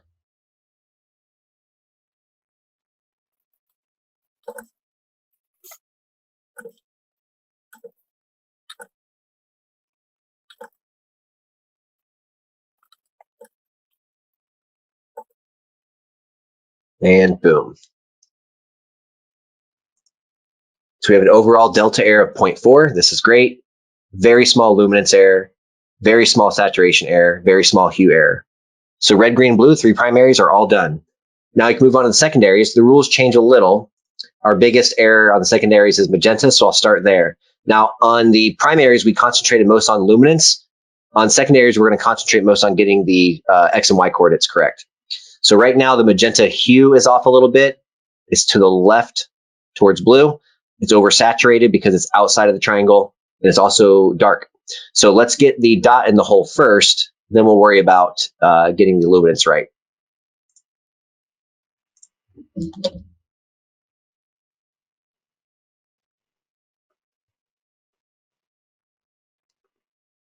So let's move the hue over. Whoa, 1 click. See how far it went with just 1 click? Ay, ay, ay. That's a lot.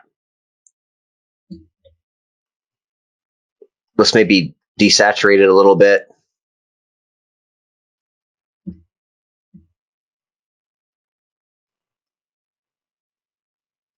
Wow, but it's making it very, very dark.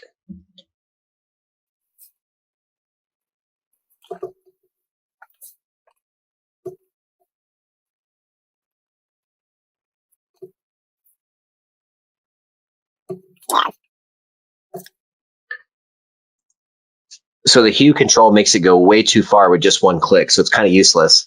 The saturation control and the luminance controls with magenta are also very interactive like they were with the primary colors. So we were able to drop the delta error though from a 3 to a 1.7. So that's pretty good. Magenta is just a slightly oversaturated, and the hue's off just a little bit, but not fixable without screwing up other things and making the delta error worse. So magenta is pretty good at 1.7. It's not bad by any means. Let's move on to cyan.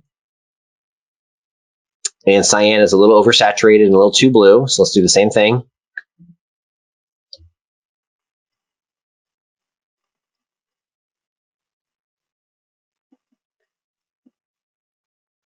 Wrong way. Oof.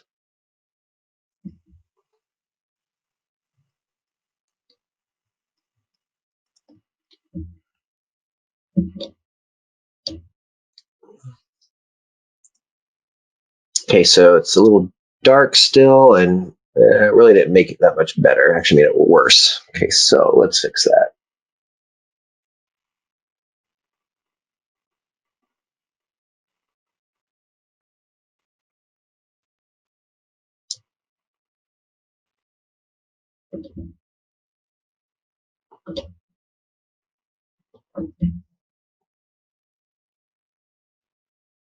Let's check cyan. Okay. The hue is still off a little. Let's see if that's fixable with the menu off the screen, maybe.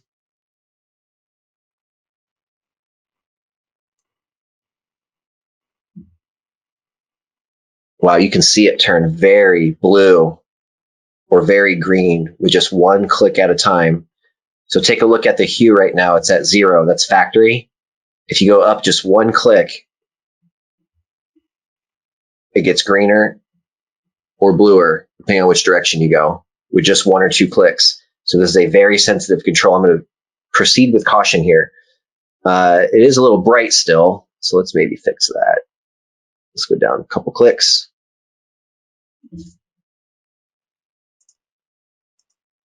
And that was too much. I think I went 3 clicks.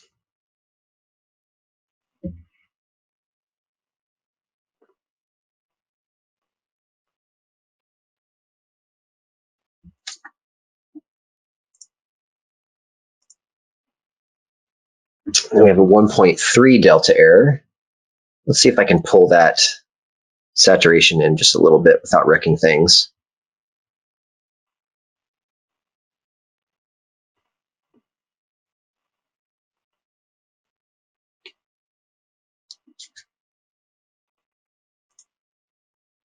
It's a little better. Let's raise the luminance now, and cyan should be in pretty good shape.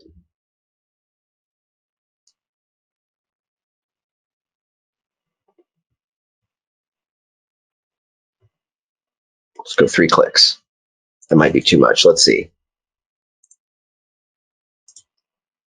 Yeah, a little bit too much. Let's go back down maybe 1 click, and I think I'll be happy.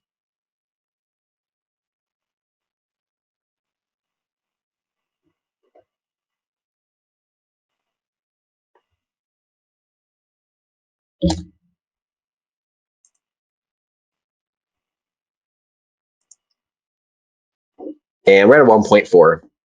Remember, the hue control with 1 click either went way down here or way up here. So I'm going to leave it alone as is. Let's move on to yellow. And it's too dark and oversaturated. Same as the rest of the secondary colors, it seems like.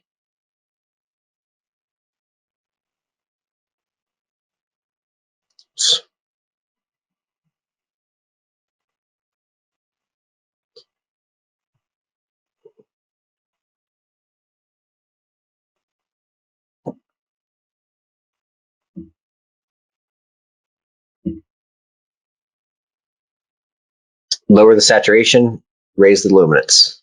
Let's see what happens.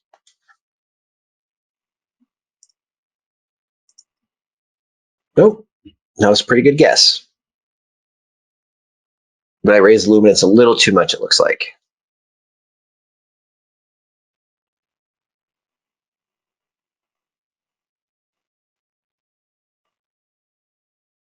Let's go another click.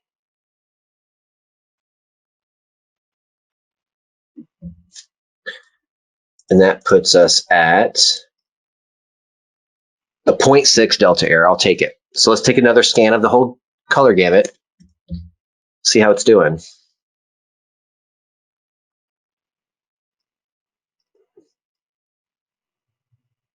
Our green and magenta ended up being too dark. Probably, I may have had the menu on the screen at some point.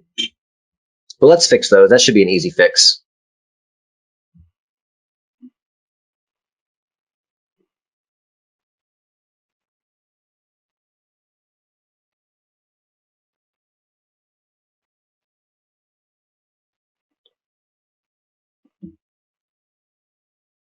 And then magenta. Again, I'm just predicting here because I can't run the meter with the menu on the screen. Let's try green and magenta. So now our red error is 0.8, green error is 0.5, blue's a 1.5, cyan's a 1.4, magenta's a 1.4, yellow's a 0.6. This is pretty good. Let me see if I can just maybe, just because it's driving me crazy, let's see if I can get that green luminance to level out a little bit better. I'm being very picky at this point. It is a 0.5 delta error, but it is a primary color.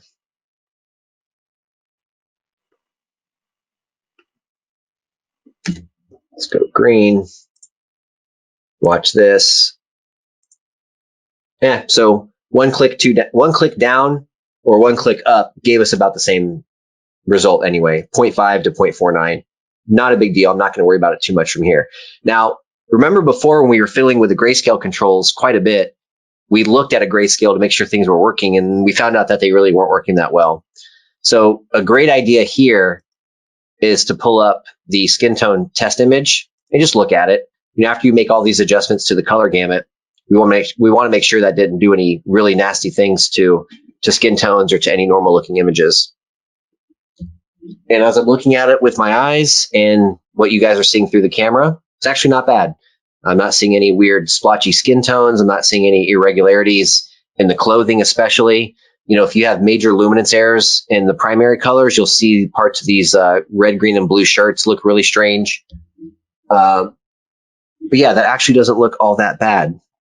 I'm pretty happy with that for now. So now we're getting towards the end of SDR at least. Let's check the saturation sweeps. This test is interesting, and it's fairly new to CalMan. It's been around for a couple of revisions now, but the point of this test is to test the TV's capability of not only making white and then a color at 100% saturation, but we also want to make sure that the middle shades of red, green, blue, cyan, magenta, yellow, we want to make sure those middle tones are also on target as well. So let's do a quick saturation sweep test here. Let's see how well this TV tracks.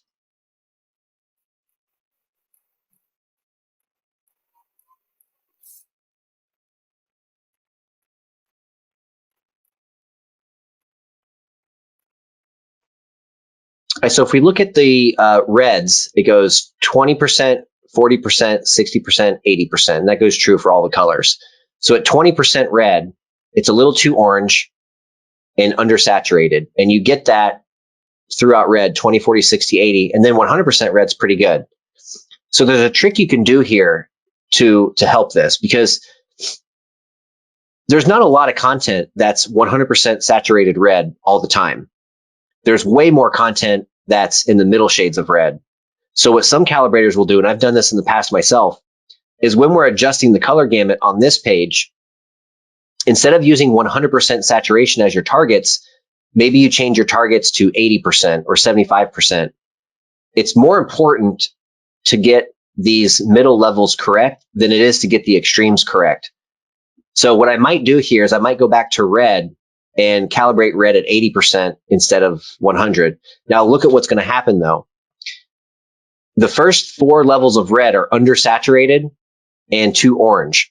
So if I fix it here, now 100% saturated red is probably going to be way out and way down here towards blue somewhere. So this is just a theory. I have to test it to see. Magenta tracked fairly well. We had the same kind of thing, undersaturated, undersaturated, undersaturated, and then oversaturated. I can't fix all of it. I can only fix one or the other. Blue is okay, under, and also too red. Cyan does something really weird. Doesn't look bad, doesn't look bad, doesn't look bad, but then 80% is way undersaturated. Green is under at 20, under at 40, under at 60, under at 80, and perfect at 100. Yellow is under at 20. Okay, no, under at 40, over at 60, over at 80, and perfect at 100. So not ideal, not excellent by any means, but not bad either. At least, for the most part, at least the dots are in a straight line, and that's really the important thing. But let's maybe fiddle with red here a little bit to see if we can make this any better. Now I could go back one page to the color management page, or I could just use this tool here. I could choose my color, which is red. I can choose my level, which is 80%. And now I've got 80% red up on the screen. So let's see if we can make this a little bit better. I'm really most worried here about the hue.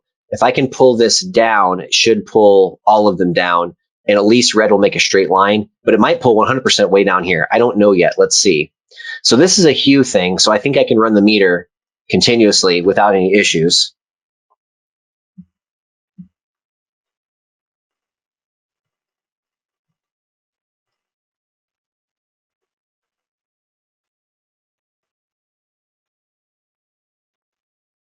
I don't know which way to go, so I'm just going to guess.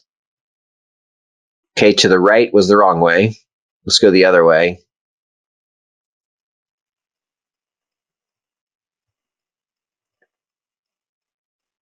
Okay, that's a little straighter.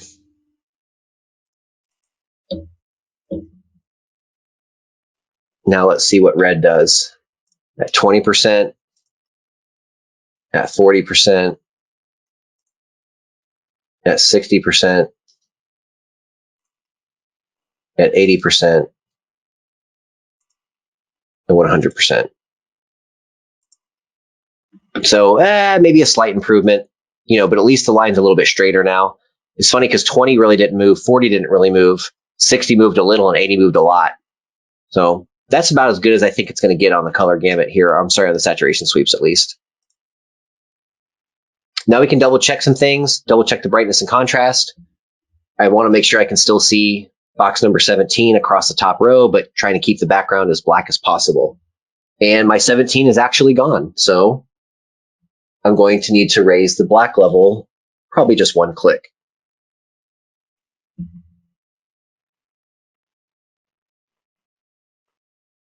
Now, if I go from 53 to 54, I can see the 17 a little bit easier, but I want you guys to see something. If I go from 54 to 55, watch the background. All of a sudden, ooh, it's really subtle on the screen, on the camera, but it's very subtle with my eyes. When you go from 54 to 55, the background gets really light, which is not what we want. So if you have to be at 54, and maybe you can just barely, or maybe even not even see 17, I'd rather sacrifice box number 17 versus washing out the entire picture. So 54 seems pretty good though. I'm close to the screen. I'm sorry, 54. I'm close to the screen. I can see 17, but if I go to 55, it's way too much. So I'm going to leave it alone at 54. Now let's go to the contrast. Now the good news is the color shift is gone. None of my boxes are pink or anything weird. They all look neutral and gray and nice. And I can see the boxes all the way up to about 253 or 254. So that's actually pretty good. We can run a clip test to be sure, just to make sure that the meter and our eyes agree with each other.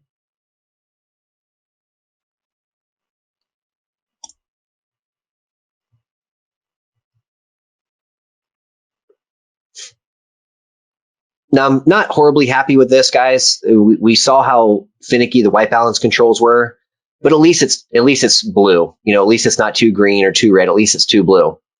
So we might be okay. We're not going to know until we really see the numbers at the end. And look at how much light we lost by turning down the contrast and filling with the white balance and doing these other things. We were aiming for about 120 nits, and we're at less than 90. So we lost a lot of light along the journey. So we're going to want to bump the luminance up back to where we want. Now we're at 86. And remember, the menu on the screen messes with our luminance values. So we're going to have to kind of guesstimate this. And let's go up from 16. Let's go up to 25.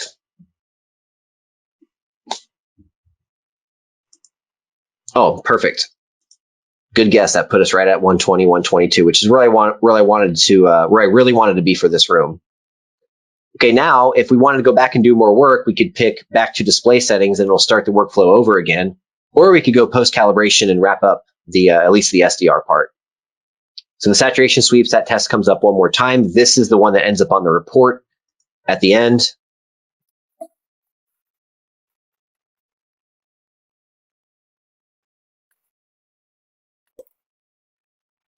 Now here's the color checker. The color checker is basically I like to call it a torture test for the TV. It runs through different shades of gray, then it runs through different skin tones, then it runs through a bunch of colors that we see in nature. And at the very end of the test, it runs through a whole bunch of standardized sort of skin tones. So you'll see all those patches are clustered right around here. So the whole goal is, if the generator outputs this shade of brown, does the TV reproduce that shade of brown correctly? And that can be very, very important for skin tones. So considering the saturation sweeps and the color gamut weren't quite on target, I don't expect this to be anything to jump up and down about, but it might be pretty good. Let's see.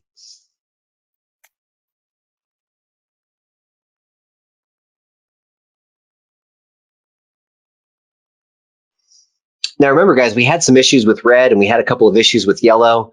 Red plus yellow, that's where a lot of the skin tones live. And you can see right here, the skin tones range anywhere from a 0.6 delta error up to about a 4. Now the overall test, the biggest delta error was a 6.1, and it looks like it's probably one of these oranges or yellows. Yep, we got a yellow at 6.1. We've got an orange at 5.9, a yellowish green at 3.2, another green at 4.4, and then another skin tone here over at 4. But with the exception of those 4 or 5 different patches, the average delta error is actually pretty low. The average delta error for this entire test was a 2.3. The maximum was a 6.1 because of this guy right here. So if you take out the extremes, the ones that were really bad, we actually have a pretty decent color checker here. Of course, we want it lower the better, but considering the average is a 2.3 and the skin tones for the most part are pretty good, this actually isn't that bad. So let's move on to the next step. Now we're going to record or document our post-calibration settings. I'm not going to sit here and put in every single setting. You guys have done this before and have seen this before. But if you're new to calibration and you're new to CalMan, this is something that you will want to do at the end of the calibration and document all of your settings. So for example, we have theater night as our picture mode. Our color temperature was mid-low. The gamma was a 2.4. The backlight, I think we ended up at 20 something. So you kind of see the process here. You'd want to go through and fill out all these empty fields. Now on the report at the end of the calibration, this will show up on the report as well. So the report will give you a before and an after with your settings and all your performance charts. And this will be as the after. So in a real situation where you're calibrating for a client, then of course you'd want to go ahead and fill out all these empty values, and anything that you don't have room for up here, like things like aspect ratio and color tuner and stuff like that, real easy, you can just put in the notes there. Let's go to the next page, and this is the last time we're going to read the TV, at least for SDR. So this is your kind of final time to sort of double, triple check everything. And if you're not happy with something at this point, you're going to want to go back and fix it from there. Now we know the grayscale was a little blue. There is a little bit of a yellow little spot right here where blue dipped down at 80. But for the most part, the grayscale is just a smidge too blue. The luminance curve is actually quite nice. We did a lot of work there on the gamma tuner submenu, and that actually worked out really well. There's a little bit of a dip right here, but not bad. So it's not perfect by any means. If we go back and compare to the beginning when we started, this is what we started with. So this is a big improvement, even though things aren't perfect. But you have to remember the where this TV lands, price wise and stuff like that. And for being the price that this TV is, it's actually not bad. Would I use it as a color grading monitor or an editing monitor or a mastering monitor? Probably not. But would I use it to watch Netflix and watch TV shows and maybe play some video games on? Sure. It's pretty accurate in those regards. We do have a nice little spike here of luminance at red. So I might want to go back and sort of, touch on that a little bit. But even with that red being a little bit bright, we're still at a 1.3 delta error. So it's not bad. So if I wanted to, an easy way to fix this without going way back into the menu and way back into the different pages and whatnot, I'm just going to make this real easy on myself. I'm going to jump straight into the color tuner menu.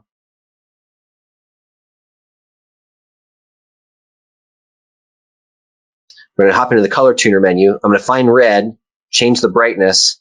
We're going to go down like 2 clicks, just 2, because it's not too bright by very much. So let's run this again. Let's see if this red drops. And it did. So our delta error dropped even lower to a 1.0. So that was good. That was worth it for the 2 seconds it took. Now we can look at the report. The report itself, you can change names. You can change the what's going to be on the report as far as the customer's information, the TV model number, and things like that. You could do that here. But I'm just going to jump straight into the report. So the report, we did use the ISF workflow. So I do want to use the ISF report as well. So I'm going to pick the ISF report here and load report. Sometimes the report won't generate just by picking the right template. So you have to click this generate report button. And once the report's generated, now you can scroll down. You can see all the before settings. We had it in energy savings mode, factory settings. Post calibration, we have it in theater night with all the different settings that we ended up with. But here's where things really start to matter. If we look at the grayscale before and after, is the grayscale perfect? No, but look at how it was. It was way worse before. Next, we'll look at the gamma. Again, not perfect, but we are at least somewhat resembling a 2.4, at least in some cases. Our delta errors went from 15 to about 3, so that was a good improvement. Our color gamut was majorly improved. You know, the color gamut before made a triangle that was way too big and probably caused all kinds of issues with things looking fake and skin tones looking really weird and orange and stuff like that. Major improvement over here. Our overall delta errors for each color, you know, we had some big errors here, like magenta was a 9.7. You know, now it's a 1.4. So you can kind of see the before and after here on the delta errors. And at the very bottom of the report here is all the hard data. So all the coordinates and luminance values and all that type of thing. So, you know, not bad for, we did spend a lot of time with it, especially on the white balance. And we couldn't really ever get that quite right. But considering it's a TV that retails for $650, it didn't turn out all that bad. So what I want to do now is I've never seen the HDR on this TV. So let's at least run through that and see what it does have for HDR. Maybe it does have some controls. So again, this is a manual calibration. There's no way to auto cal this TV. So we're going to use the HDR manual calibration workflow. Now, I did at least look in the TV's menu before, and when the TV is receiving HDR, it does give you different options for picture modes and things like that. So that's kind of nice, having a separate mode for HDR versus SDR, because you do have to calibrate them separately. That's how it is right now. Maybe in the future, you'll just calibrate the TV one time for SDR, and the TV will know the math to convert that white point over to HDR and convert all the levels over to HDR. And that's how it is on some TVs today. But most TVs still, you have to calibrate the HDR mode separately. So the fact that it has separate modes for HDR and SDR is good. So we're going to go to the HDR calibration. Now, we do have to do a couple of different things here because we're not doing SDR anymore. We're doing HDR. So we have to set the output of the generator for HDR.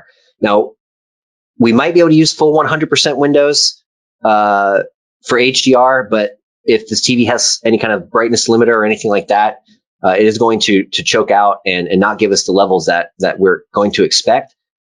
General rule of thumb is usually to do like APL10 for an LCD for HDR. I've seen people also use APL25. On this TV, there might not be a difference when we measure a patch between APL10 and APL25. We'll see. We do need to change the resolution. I'm going to go with 3840 by 2160 at 24 frames per second. We're still a video format, still 444. That's no big deal. The bit depth, we're going to change to 10 because it is HDR. And HDR, we're going to toggle that from off to HDR 10. Now, the bit depth switches back to 8 by default. I think that's just to save bandwidth. So I always go back and change this back to 8. So we're APL 25, 4K 24 frames per second, 444 video, 10-bit, wide color, HDR is on. So that is all good. The meter is exactly the same. The meter doesn't need any changes or modifications. It's fine as it is. It even warns you right here. General recommendations, HDR 10% Windows. Ensure the generator is set correctly for HDR. Now our targets, D65 is always the target for the white point, whether it's HDR or SDR.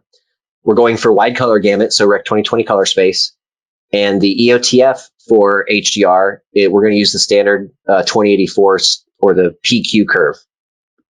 So the defaults here for the targets are actually correct and ready to go. Now the pre-calibration capture. First thing I'm not sure of is what picture mode is it in now that it's in HDR? And it's an HDR theater. Let's see if the camera can focus and catch that. I don't know if it will, but there's a few modes here for HDR. We got HDR Vivid, HDR Standard, HDR Energy Saving, HDR Game, HDR Sport, HDR Theater. Now I do remember that the TV was an HDR Standard, brand new out of the box. I put it in the theater when I was doing some testing the other night. So I'm going to put it back in Standard just so we can get a fair reading here of what the factory setting might be. Now we are on constant APL 25 windows. So let's see if changing those to 10% windows makes a difference. So this is APL25.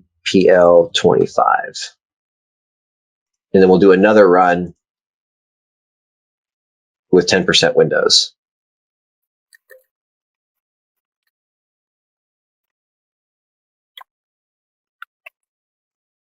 So a couple things to notate here. We are in the HDR standard mode, and it's going to be like standard or vivid mode sometimes on normal SDR TVs, normal SDR picture modes. The grayscale is way too blue, not to be, no surprises there. That's normal. And the colors are oversaturated and all over the place. Again, normal. Another thing to look at over here, the EOTF, the entire grayscale is tracking too bright and it's rolling off a little bit too early. But we are at about 1200 nits, which is impressive. I think this TV says it can do 1000 and we're actually at 1200. But that is in standard mode, not calibrated. Hopefully it's still 1000 nits calibrated with everything lined up correctly. We shall see.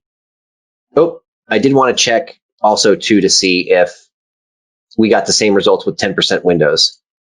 My prediction is that we will, but I could be wrong. Let's test and see. First, let's change these windows to 10% and let's measure. We'll measure and then compare.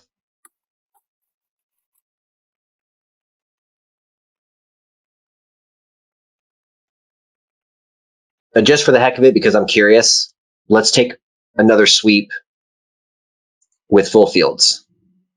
Now, I noticed right away, when we go to a 10% window, we did lose a little bit of light. It went from 1200 something nits to 1167. Not a big drop, but it did drop. And if we compare the two tabs just by toggling between the two, they're slightly different, but not by a ton. Let's measure these at 100% full fields and see what happens.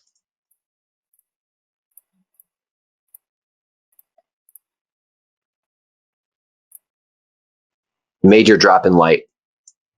So now we're reading 600 nits.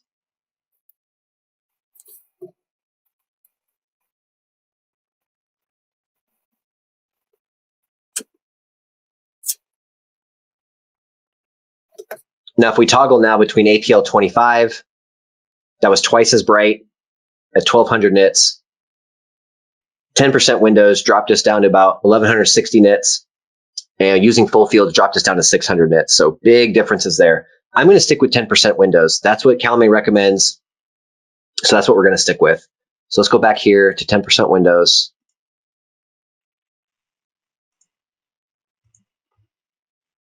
Let's move on from here. Now, before we get too deep into the HDR, I do want to just call out one thing.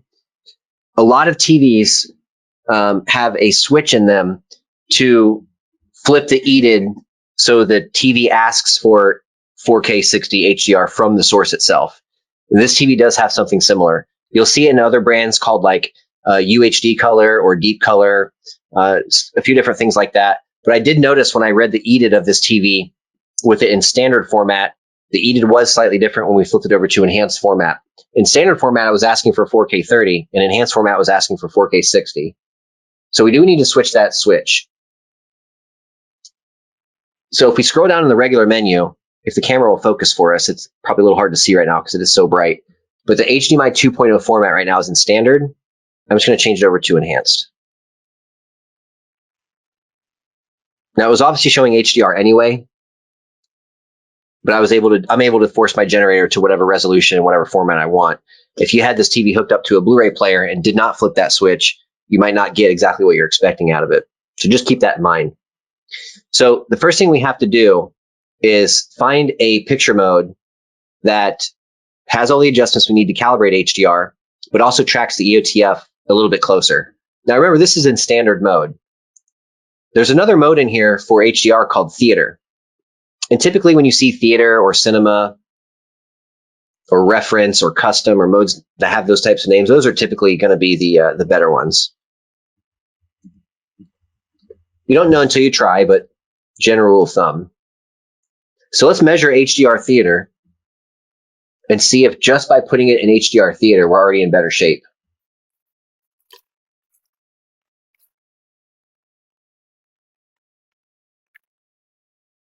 Now the grayscale is not as wacky. It's still too blue, but it's not way too blue like it was before. Before, the EOTF was tracking pretty bright, and it still is. Now, the good news is on this TV, it does have some controls in HDR, so we might be able to get this EOTF to track a little bit better. The first trick up my sleeve, if the mode doesn't track really well naturally, is to lower the contrast a little bit. So the contrast right now is at the factory position of 50. If I lower it, I'm just going to go 5 clicks down to 45. Let's run this again and see if that's any better.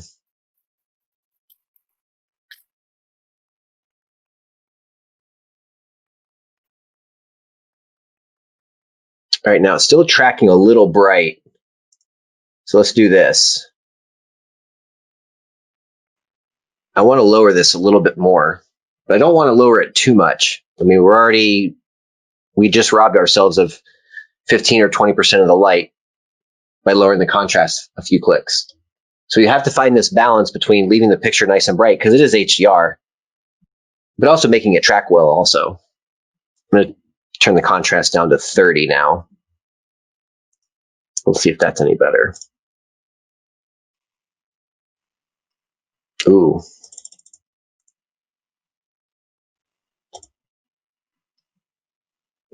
See, that's not worth it. We lost a ton of light.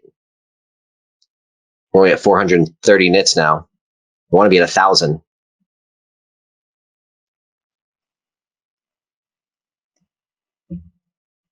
And that adjustment was probably a little too aggressive. Let's go back here. Maybe 30. Maybe 35 instead of 30.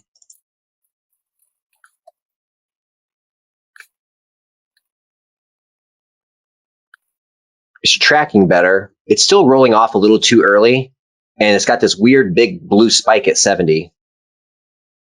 But that's tracking a lot better, at least. Now we're only at 624 nits. So again, we lost a lot of light, but it's tracking better. So you have to make that kind of judgment call. Is the room really bright? I don't want to go brighter. I mean, this is HDR, so it should be absolute. But if we leave the contrast up high, we might end up washing out the entire picture, all the way from the darks, the mid tones, and the bright tones. So we might have to make some sacrifices here, make some judgment calls, but let's see how the rest of it goes. Now, the white balance is most likely just going to be a 2-point. I've yet to see a TV that had a 10 or a 20-point HDR white balance control, and it really worked. So we're going to start with a 2-point, and we already know the white balance controls on this TV are a little wacky. So I'm not going to lose any sleep here if it's not perfect. But we might be able to make it a little bit better. Let's just do a 2-point first. In fact, that's all I'm going to do is a 2-point. Just lower the blue a little and raise the red a little. And we are 312, 327. Let's go to the dark side. And the dark side's pretty close. 315, 328. 314, 328. That was actually very straightforward. Something else I just noticed on this TV as well. The gamma is normally fixed in HDR because it's the ST2084 curve, but there is a gamma selection here in HDR, which is kind of oddly placed. So we might be able to actually use that to reshape the gamma curve versus lowering the contrast so much. I don't know. We'll have to see.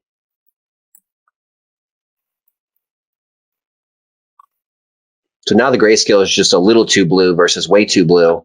It's still tracking well. But let's test this theory I have about the that gamma control in HDR. So if we if we raise the contrast back to 50 where it was, but let's try a darker gamma.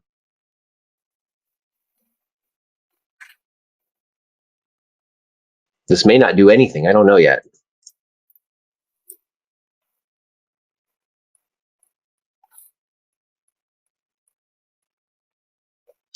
So it's actually rolling off a little bit better, but it's still too bright, starting at about 15% to about 60 or 70%. And that was from changing the gamma from 2.2 to 2.4, which again, there shouldn't really be a gamma control in HDR. It should just track correctly. But now that we've darkened the gamma a little bit, we might be able to lower the contrast a little instead of a lot. Earlier, I had to go down to 30. This time I'm going to leave it at 40. The contrast, that is. Now, maybe between adjusting the gamma and adjusting the contrast, now we can get this to track really well.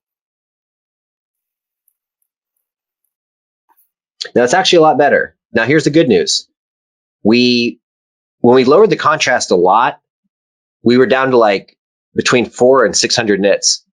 By darkening the gamma and then only lowering the contrast a little, we're still about 800 nits. And it's tracking really well. It's rolling off a little funky, a little early, and a little weirdly, but it's better than it was. So just by picking a better mode, picking a different gamma, and lowering the contrast a little bit, the Hisense is tracking pretty well. I wish it was a little brighter. Of course, we all want it to be a little bit brighter, but 800 nits calibrated is still not bad. It's still brighter than the OLEDs out there. Now, I've rarely seen a situation where the color management controls work in HDR.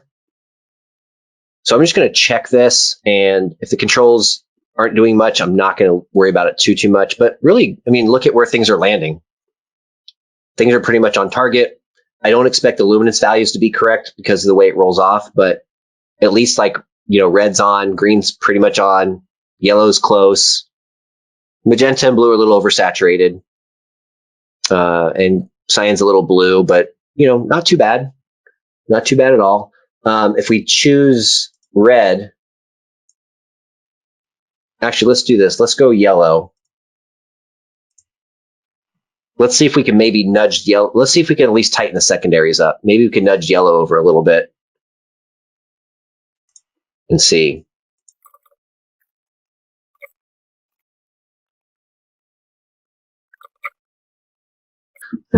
Maybe helped a little bit. Let's try cyan.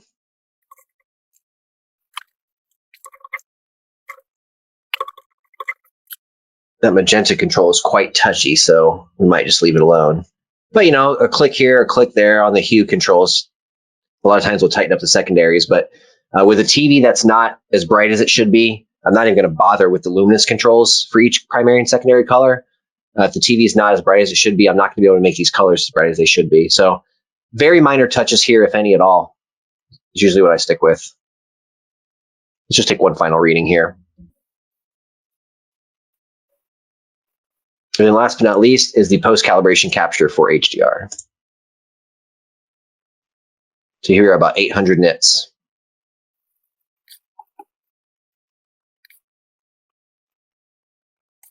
The grayscale is a little blue. Color points aren't bad, but it's tracking fairly well. Like I said, it does roll off a little early. It rolls off around 65%, which is right around 400 nits. It does roll off a little early, and it doesn't roll off very smoothly either. Now, a couple other things I do want to check. There might be some other things in this TV that will help us with light output for HDR. I did notice in here there was something in here called contrast enhancer before, and where we don't want to use that in SDR, you might have to use it in HDR if you're fighting for light. See, they have this active contrast, low and medium. I'm just curious if we put it in medium, see if that changes anything. We gained a little bit more light. We went to 805, and it's still tracking well.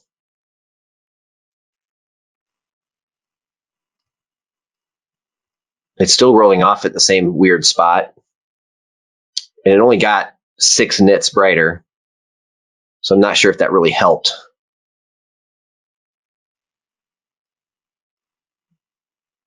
And then there was another setting too. I think that was low, I think. we go back, I think there was a high setting left over.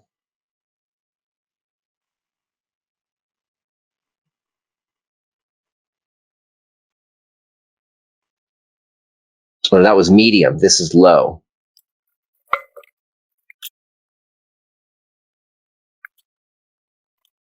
I don't know about you guys, but I see no difference in these two charts.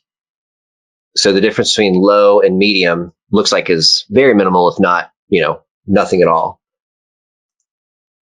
And we gained, I think, 6 nits from turning that contrast enhancer on, or whatever they call it. So yeah, we were 799 and we were up to like 805. The roll off didn't change. Nothing really changed. I'm going to look at a grayscale just to see if I can visually see anything change between the two. I don't think I will, but you never know.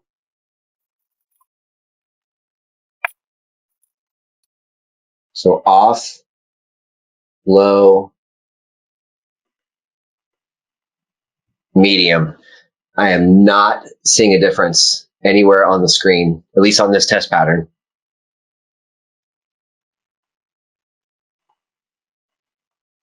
So I'm going to leave that off. And I didn't see anything else in here that might help us. Turn off all the motion stuff while I'm here.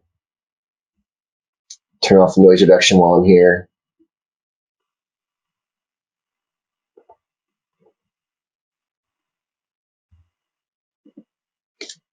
And that might be all we have for HDR. Let's just do one more read. I'm going to get rid of these tabs because we don't need them anymore. Just going to read it one more time. This will be the final read. This is what goes on the report. We somehow gained 2 nits, so we're back up just over 100, or 800, I mean.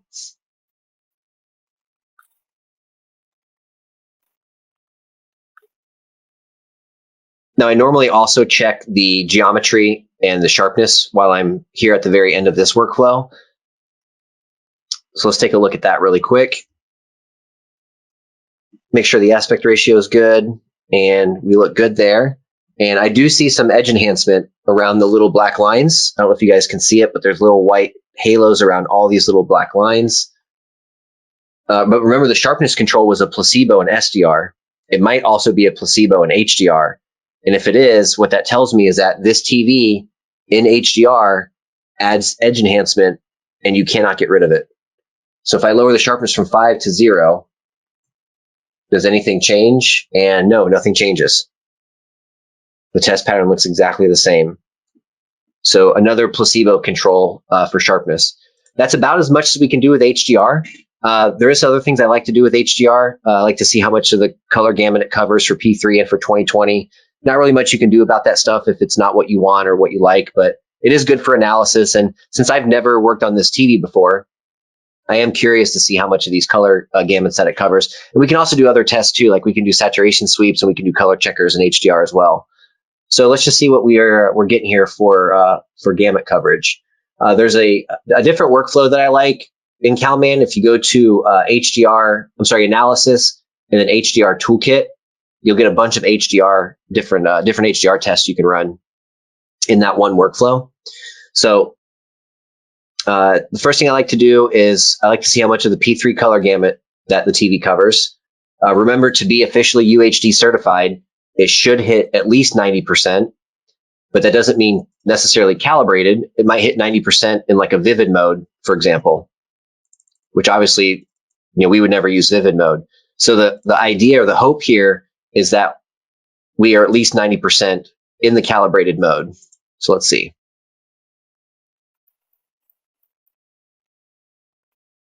All right, that's good. We're about 95%. I could tell it was going to be a nice number right away because the primary color red, primary color green, primary color blue hit pretty close to their target. So I knew it was going to be a nice coverage area here, and it did a really good job. So about 95% of the color gamut. We can also check how much of the 2020 color gamut it covers, which don't expect much here. There aren't any TVs at all yet that can really do a good job at this. We probably aren't going to see a TV that can do full 2020 color for at least a few more years. So if we're in the 60, 70% range here, that's pretty normal.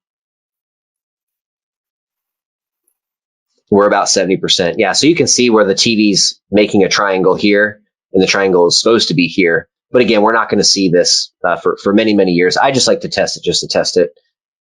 And then I also like to check the saturation sweeps in P3 just to see how they're doing. A lot of times, if the customer is really interested in this kind of stuff, I'll be screenshotting and saving all this stuff for them too. Some customers, they don't really care too much, and that's okay too. But I do like to screenshot this and provide it with the reports.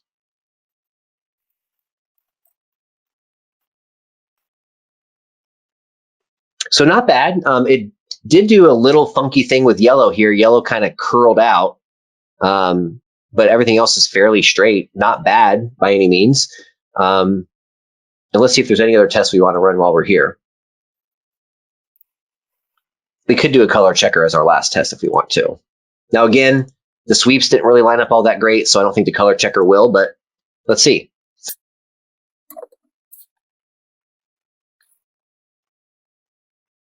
This actually wasn't that bad. Again, this is just for analysis only. I wasn't expecting the TV to hit these targets all that well, but they actually came pretty close, and in some cases they are on target. So guys, that's it for SDR and HDR. I'm going to turn on some lights here and get a couple things cleaned up, and then we'll be back with some conclusions. So stand by. I'll see you soon. Well, guys, in conclusion, the Hisense H9G, not a bad TV. I would definitely call it a bang for your buck. Was it perfect? No. Do we have a couple of issues with some of the controls? Yes, but it's a $650 TV, and by the end of the day, the really important thing, the picture's pretty good on it. I'm looking at some really high quality 4K HDR content from our friends at Spicy Pixels and Spears and Munsell. We generate those from our 7G generator, so we're able to kind of proof the calibration and make sure things look right. It actually looks pretty good. I would definitely give this a bang for your buck. So thank you guys so much for watching the video. I hope you learned something, and hope if you do encounter one of these TVs out in the wild, you'll have a little bit easier time calibrating it. Just be careful of those white balance controls, and I think if you make sure the firmware is updated before you work on the TV, that'll probably help you a lot too. The manufacturers tend to fix these issues as time goes by, and this is a brand new TV. So again, good bang for your buck. Thank you guys so much for watching. Feel free to hit that like and subscribe button to see some of our other videos. Thanks for watching, and we'll see you next time.